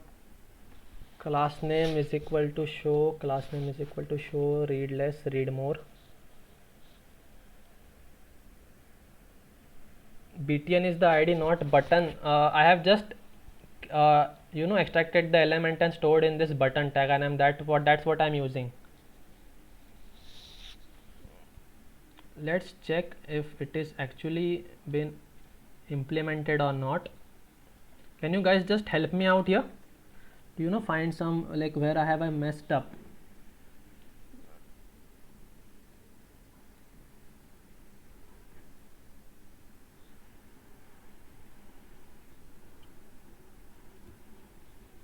Remove the read more text in HTML.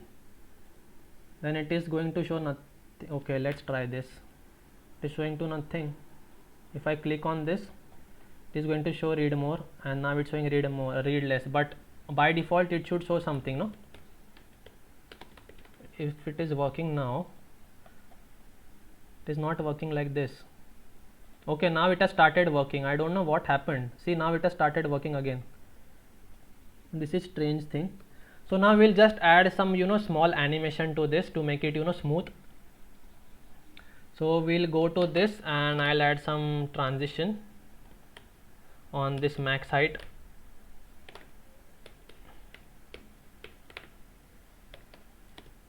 On this max height property of 0.8 seconds. The same thing I am going to copy and add right here.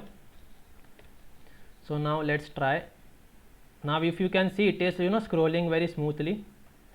If you let me just zoom out this thing, and if you see, it will scroll smoothly.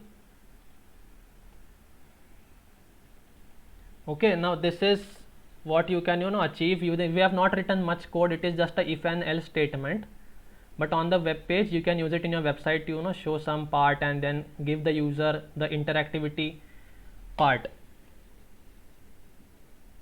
Transition is the kind of delay or animation, like a little animation part. Like it is what it is doing is it is applying this class and delaying it using this many seconds.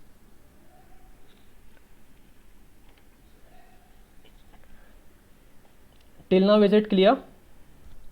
Yesterday's assignments are already there on GitHub. Till now, is it clear? Okay. So one more thing I'll explain you very quickly. let us go to our previous project, the basic thing, index.html, and I let me run this thing. I just forgot to cover that part. Index.html.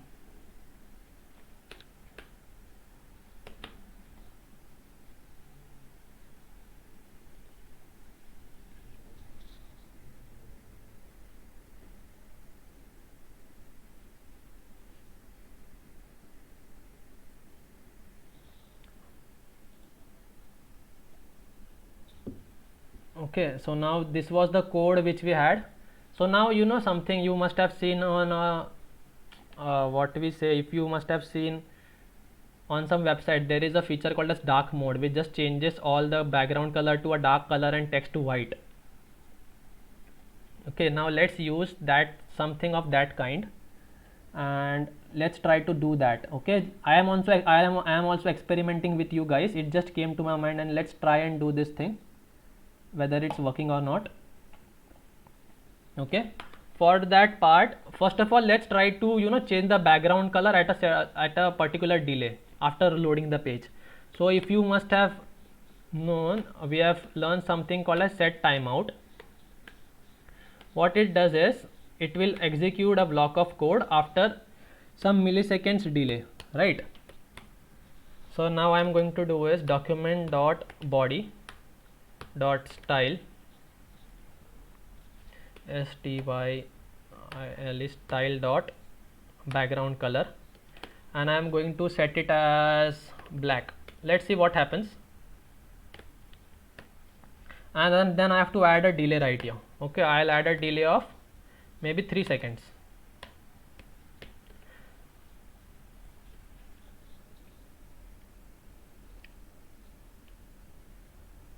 Should work, or maybe I have some messed it up. Okay, let's assign it to a function. Okay, how is it going to work? I'm not given a function. Change color, and inside that let me put this thing, and then I am going to call this change color function and just wait for 3 seconds.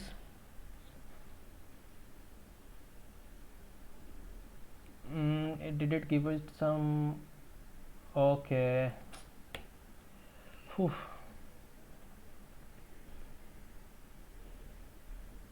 Yep, now it has changed the background to black in quotes. Now it has changed the background to white, sorry, black. Now let's change the whole color. Document dot body dot style dot color is equal to white. Just wait for 3 seconds. Now it has changed the black color to white color, and our CSS whatever is applied right here. Font is the same thing. If you want to change the font also, it is the same thing. You have to just apply font properties inside here. Okay, so if you want that also, let me do this. Document dot body dot style dot font family will be something called as font family. Yep, font family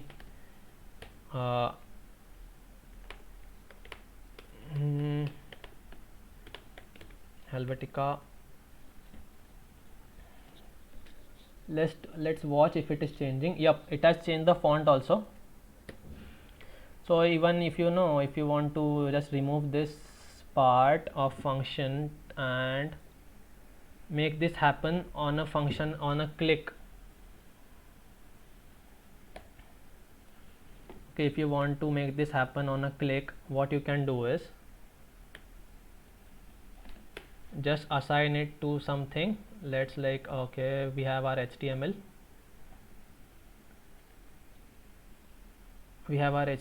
I'll put a button up right here. Why is it changing to black still? Okay, so yep, above day 6 I am going to put a button with an ID called as dark, and it will do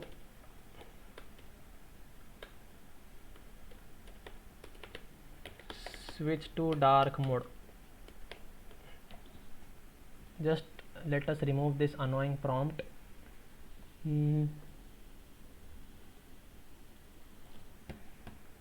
As of now, okay, we have this dark thing, and then we will go right here and we'll store it somewhere. Const dmode is equal to document dot get element by id, and I am going to pass this dark here, and we are going to call this on dmode dot on click, call this function, and switch to dark mode. It is switching to dark mode again.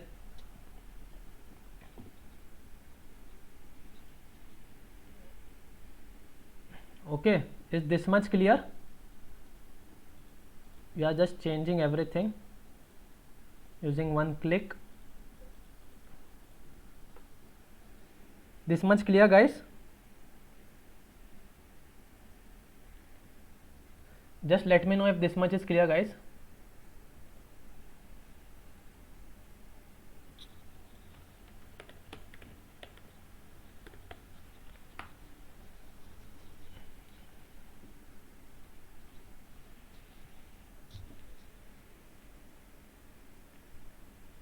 Okay, everything till now clear?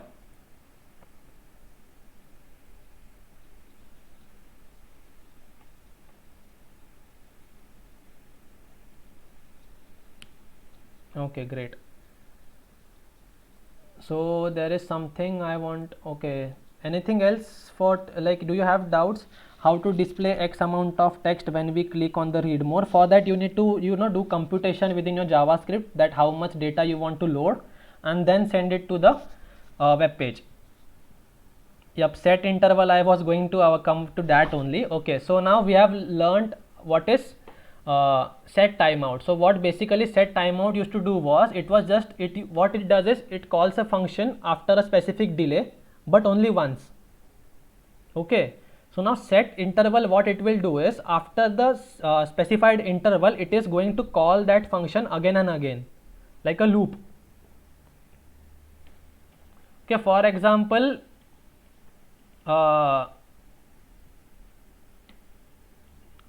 let's see an example. Like if I want to display a clock on the website, somewhere, where should we display? Right here, maybe on the very top.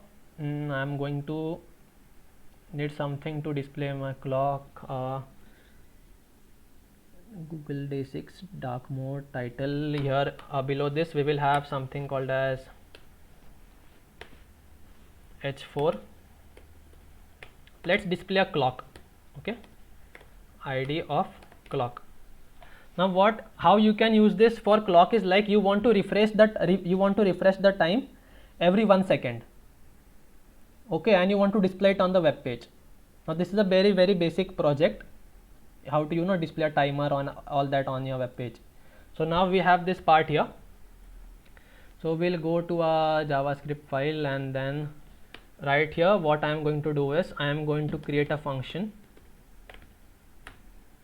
So now what this function of clock is going to do is, we need two variables. First of all, first is we need to get the current date and time, whatever is, and then we have to convert it into that clock format. So let's have date is equal to new date object. Okay, and then we will have the time. We will format the date into local string. Do we have two local string here? Two local time string. Yep, we have this part here. So now what we have done is, we have taken the date and we have formatted it like a time format, like hours, minutes, seconds, all that. Okay, so now what we are going to do is, we are just going to print this thing on the web page. So where do you want to print it? Is on the let me write it time. let me take this, and const time is equal to document dot get element by id time. Okay, so now we have that element here, and now I want to display this thing on the web page inside this time element. So what I'm going to do is time dot inner HTML, or you can just write, we have h4, right? So we'll just write inner text, and I'm going to assign time. So now let's try calling this function once, so as to see if it's working or not.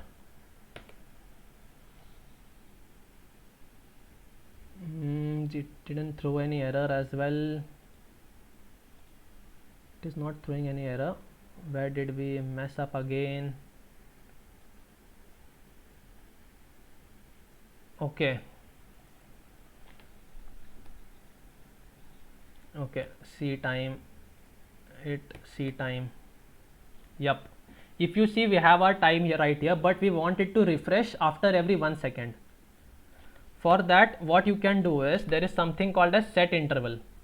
What it is going to do is, it is going to call this method after every 1 second.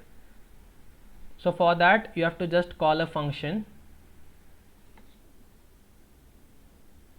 Till now, like, have you understood what we have done till now? Declaring the time, converting it into that string and everything. Just let me know if you have understood this thing.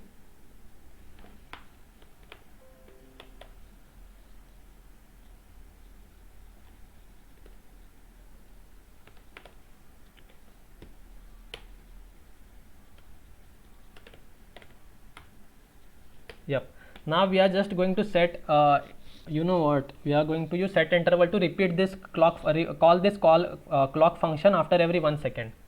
So for that, I am just going to pass the name of the function here, clock, and after every 1 second, I want to call this. So if you see, our timer is working now. If you see right here, after every 1 second, the time is being updated on our website. Now that is the current time. Is this clear to you guys? This much?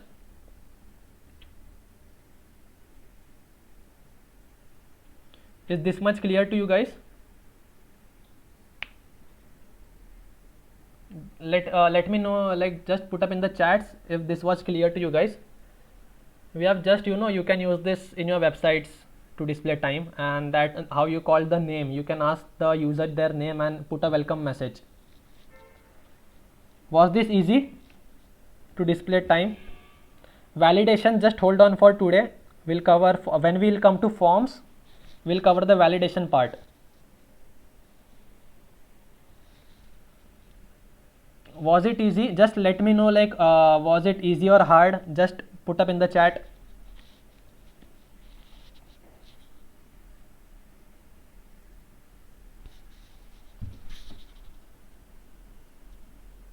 Yep, great. So yep, today we have learned what we did. What did we do today is, we learned how to change the methods, change the properties of element using styles and everything.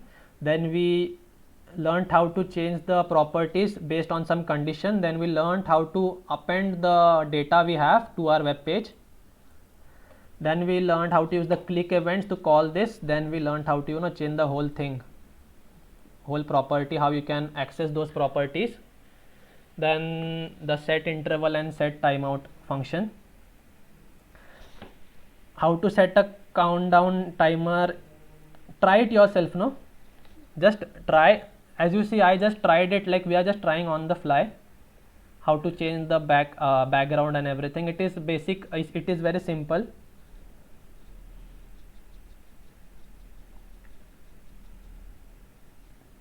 Change the position of the clock, that you have to do using CSS. It is right here, I can put it, if you want me to put it on the top right corner, I can do that, but it is using CSS. Using HTML, you can just structure, you cannot. So just understand, okay, like the first day Sai sir explained it. please explain some mouse event. I know like there are many events pending. Okay, there is mouse event. Maybe we'll look at drag drop tomorrow. How you can drag drop, that we'll look at tomorrow. Then there is mouse event, then there is key up, key press events, then there is form validation. Yep, you can use a tag also. So yep guys, this was all for today. I hope you have learned, like it was easy, the basics of DOM and how to query and how to reach out to different elements.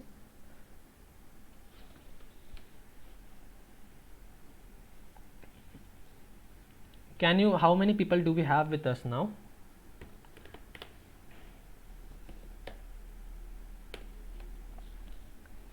Upload the nodes. Yes, I'll upload the node.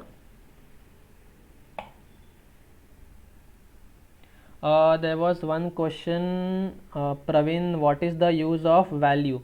So value basically will return you the value of that. So coming to like from tomorrow, like tomorrow I'll show you how you can use that value to get, you know, the value of value property of that form input. So tomorrow I'll be using the value, and where else you can use value. There's only one session remaining for tomorrow guys. Tomorrow will be winding up. So that's why tomorrow I have, like today I have explained you the basics part, and today I have explained you the basics part, and tomorrow we'll do small projects. Like first maybe it is like a drag drop part, then second is, you know, dynamically changing the background to random color of a particular part of a website, and small projects where you learn from. There are various resources you can learn from. Documentation is the best place to learn any language. Exam will be an MCQ exam. It will be online on our portal. Every detail will be explained to you tomorrow. So yep guys, if you have liked today's session, can you please hit the like button, so like we also know like whether we are doing a great job, you are like whether we are lacking somewhere. Like you have enjoyed the session, if you have learned, and if you have made JavaScript easy for you guys. Please try to upload assignments. Dark Forest, the thing is I have to, you know, I have to write the assignments and send you. So it depends on whatever I cover during the session, accordingly I have to make the assignment, so it takes time. From where I can get the assignments? Okay, so if you go on okay, community.letsupgrade.in. okay, so yeah, let me show you where you can get assignments and everything. How many students we have still? Okay, you need to go in the JavaScript group. Okay, there will be a pinned message up here from Let's Upgrade. In that, just click on more, and below here you will be getting a GitHub repo assignment called as assignment details. There will be a thing called as assignment details. Suppose I am opening this and I am going to this repo. Now just make sure you are not clicking on this message. Okay, you are not clicking on this day 5 assignment uploaded message. Just click on this folder. You will go inside the folder, and then you will have access to all the files. All notes and everything are here. Suppose you want yesterday's assignment, make sure you click on the folder side, not on this commit file, commit message. So here again you have your assignment right here, and then you have the notes file also here, scripts and index.html. So everything has been uploaded in the GitHub. Our moderator Kriti does the whole thing. So she'll be uploading the notes. I'll upload it right now in the community as well. Yep. So if you have guys, just can we have likes on this video if you know you have liked the way we teach.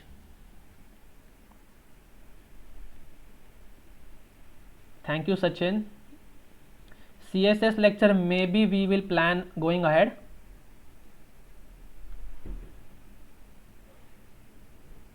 Next, let's upgrade program in web development.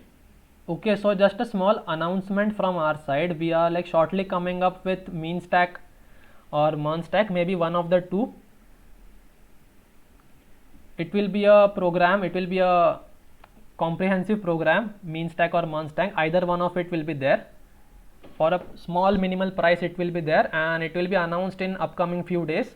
So whoever wants to learn more about JavaScript advanced part, how you can create apps, so that you can learn in that program.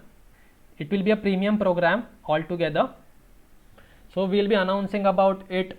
Mean stack, you just need JavaScript. Okay, JavaScript you can use for now with Node. Well, basically mean stack is your MongoDB, your Express framework of Java. It is also based on JavaScript. Then you have MEA, that is Angular, and then there is Node.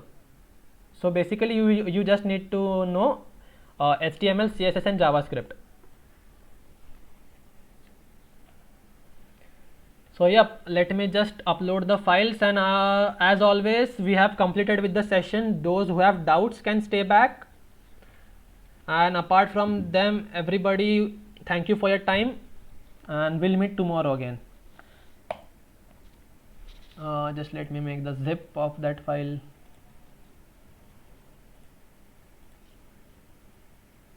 Okay, where do we have the community JavaScript? Let me post it from my account.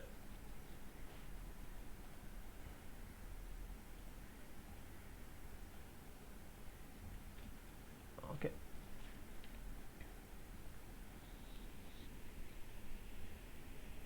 JavaScript. This is the best session out of 6 days. I know all you guys were waiting for this website manipulation only. Okay, those who have doubts just stay back. Apart from them can leave. We are done with the session. Am I in JavaScript? Yep.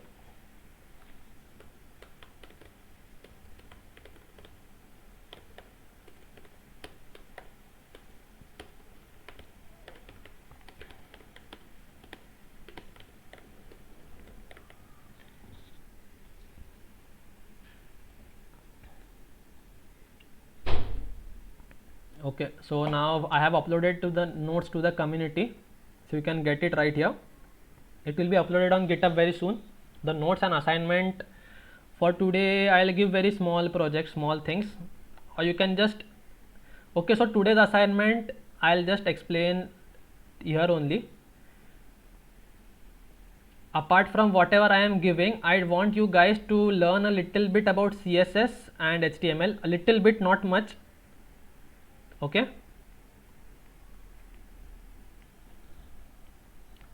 Okay, those who have doubts just stay back. I'll check the doubts one by one, and then I'll end the session.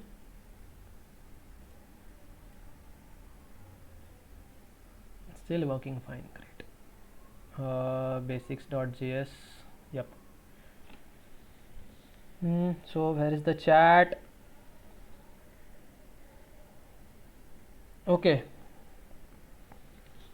let's go by one. Just hold on the chat for a minute. Where is the thing? Okay.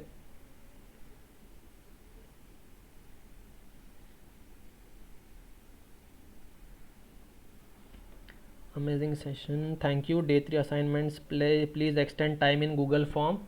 Okay, whatever is okay. So we have like mentioned in the PDF that yesterday's assignment deadline was till today before the lecture, but I announced it very clearly in the group as well that assignment deadline for yesterday is till tonight.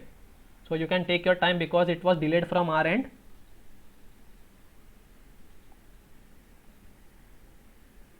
Async await. Okay, just let me take the question one by one. Difference between filter and map. Okay, so map, basically when you loop through an array, consider an example of for each loop. Okay, when you do for each loop, what you do is, suppose there are 6 fruits. Okay, leave that example. Like you must have played the game, when you were small and there was some function in your society, that potato race. What you used to do was, suppose that line of potato is an array. Okay, and then you have a basket. Now consider a for each loop. What it will do is, for each loop, what it will do is, it will go and take the first potato, it will return it, to the basket, and the basket someone will collect, and now the basket is empty.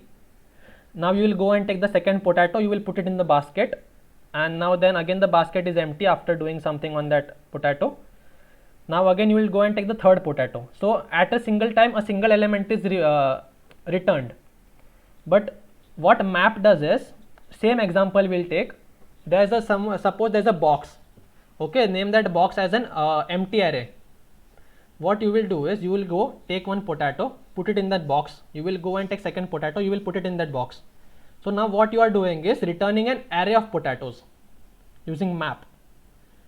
So suppose you want to cut that potato in half using map. What you will do is, you will get the first potato, you will apply some operation called as, suppose cutting is dividing into 2, right? So we'll multiply it into 2, like potato divide into 2, and just put that thing in an array in the box. So now using the filter on the same example, suppose in that 5 potatoes there are some rotten potatoes. So you go to the first potato, you do an conditional statement whether this potato is good or not. You take it, if it is good, and then only you put it in the box. So is that map filter clear right now? Just let me know if it is clear, guys, the example for map and filter. Time of assignment submission, don't worry guys, it is today's assignment, you can submit till tomorrow night. The next doubt is map filter is done. Then we have Praveen SM calling, please revise on promise. Okay, wow, clear, great. So now what promises, okay, just let me open the code as well. So I'll just explain you. We did it yesterday, promise, async, calls and JS. So just let me minimize this thing and open this in full screen. Okay, so suppose you have a database. Okay, now the thing is, suppose there's a website and you want to go and do some activity on the website. Now suppose if one user is going, it is not going to take much time, but during the sale thing there is going to be there's going to be a certain amount of load on that server, and maybe sometimes your request is not fulfilled. Like sometimes you will go and see that web page will give an error that unable to make connection. Okay, so the same thing we had yesterday implemented here using, like, this was a database we created, and we put a set timeout that after 1 second this is going to execute, that delay time of getting the data from server. And this is how you could do using function. Now promise, what promise allowed was, it takes 3 parameters. First is pending, resolve and reject. Pending is when the promise is in pending state, like it is not, like it is in process. If it is successfully resolved, it will return as resolve, and it is, if some error is happening, then it will return the reject value. So based on that you have to give some computation right here, like if this happens, then it resolve this error, resolve this promise, or else reject that promise. And then you can call this promise right here, and using then. Now then is for resolve part and catch is for reject part. So if that promise is resolved dot then do something, or if there is an error in the promise, like it has not been resolved, like data has not been fetched, or whatever function you have written inside the promise has not been fulfilled, then return this error. So yep, that is the just basics of promises. Next question.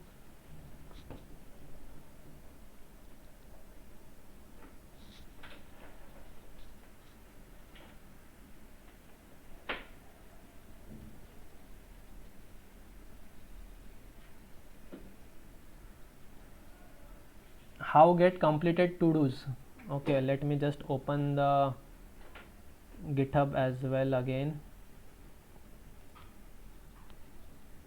Community.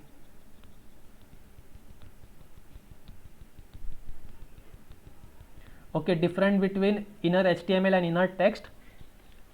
It is clearly inside that, Abhishek, it is clearly mentioned in that name only. Inner HTML is going to, change the HTML part.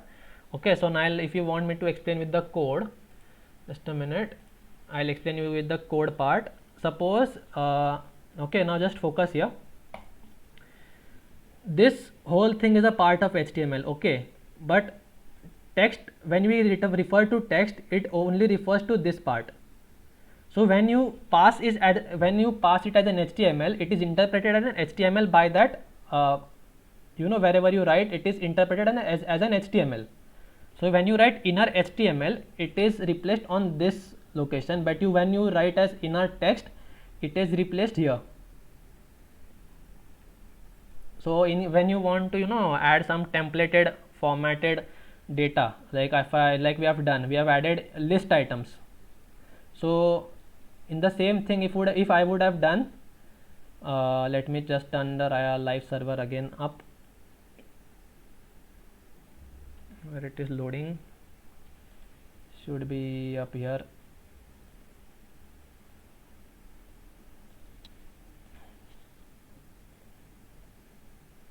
Okay, so now if you see YouTube JavaScript, yep. So if you see, if I go in the JavaScript file and where was that function, inner text. Now if I write inner text, it is going to be represented text.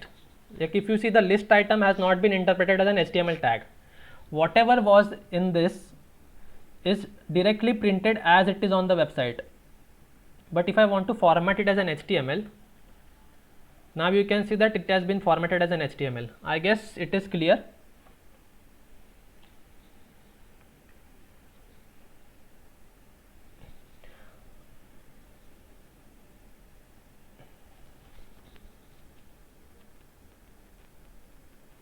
How can I call a method and return a value by for each calling each element from the method? So what you can do is, you can just get using for each, you can get the value, and inside this you can write another function which is going to operate on that value.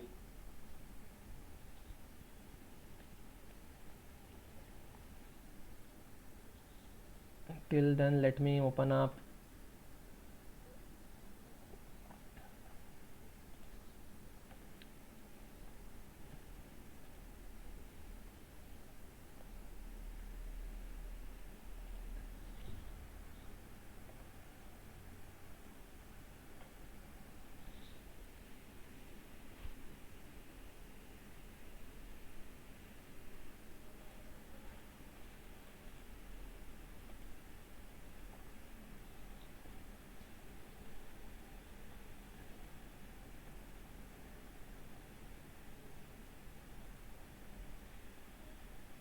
day 5. There were just 3 questions, right?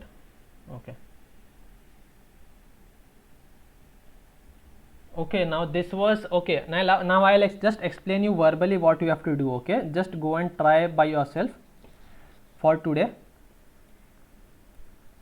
What you have to do is getting the data using API we have already saw yesterday. So when you get the data, you have to just run an if and else statement. Okay, I'm not going to give code right now because already many students have left. If you want, I can give you code maybe by tomorrow or after the session is done. I'll give you the code. I'll write it and I'll give you once we are done with the program. Okay, so or else if anyone has done it from the Telegram group, you can just get it from there. I'll ask someone to share the code. I'll just explain the logic behind this.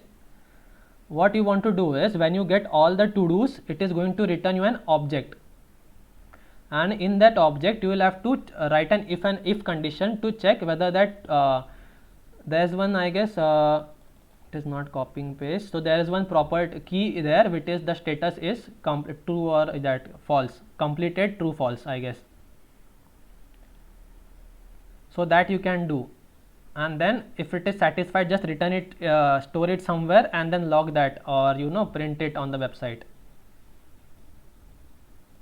Sir, can we make slideshow, banner, slider type using script? Yes, you can definitely do. You want the logic, it is very simple.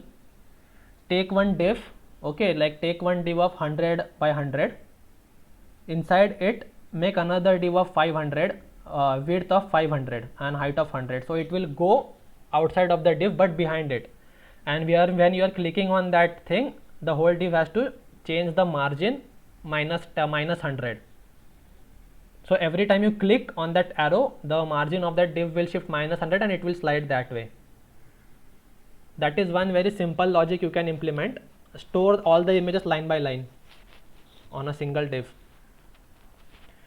I guess yep. So guys, that will be all for today. I guess everyone has understood.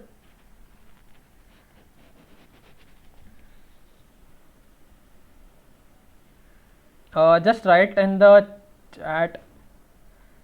Day 6 assignment. I'm just okay. I'll announce it whether I'm like giving many of the questions or less questions. Maybe I'll just give 2-3 questions max. Inner text is used when you want to get the text from the element or change the text inside of an element. There is something called as text content also. You can just Google out. If you want me to just explain you right now, I am not writing any code. So I'll just Google out text content in JavaScript and I'll show you with an example right here. Text content. Let's go to Mozilla Developer Networks. Now text content, you can see here, right? It is given here. If you want this in chat, what text content does is it will give you everything, like literally everything. Like if you are, even if you are hiding some element using CSS properties, it will still give you. And inner HTML, inner text only gives you that part which is visible on the website.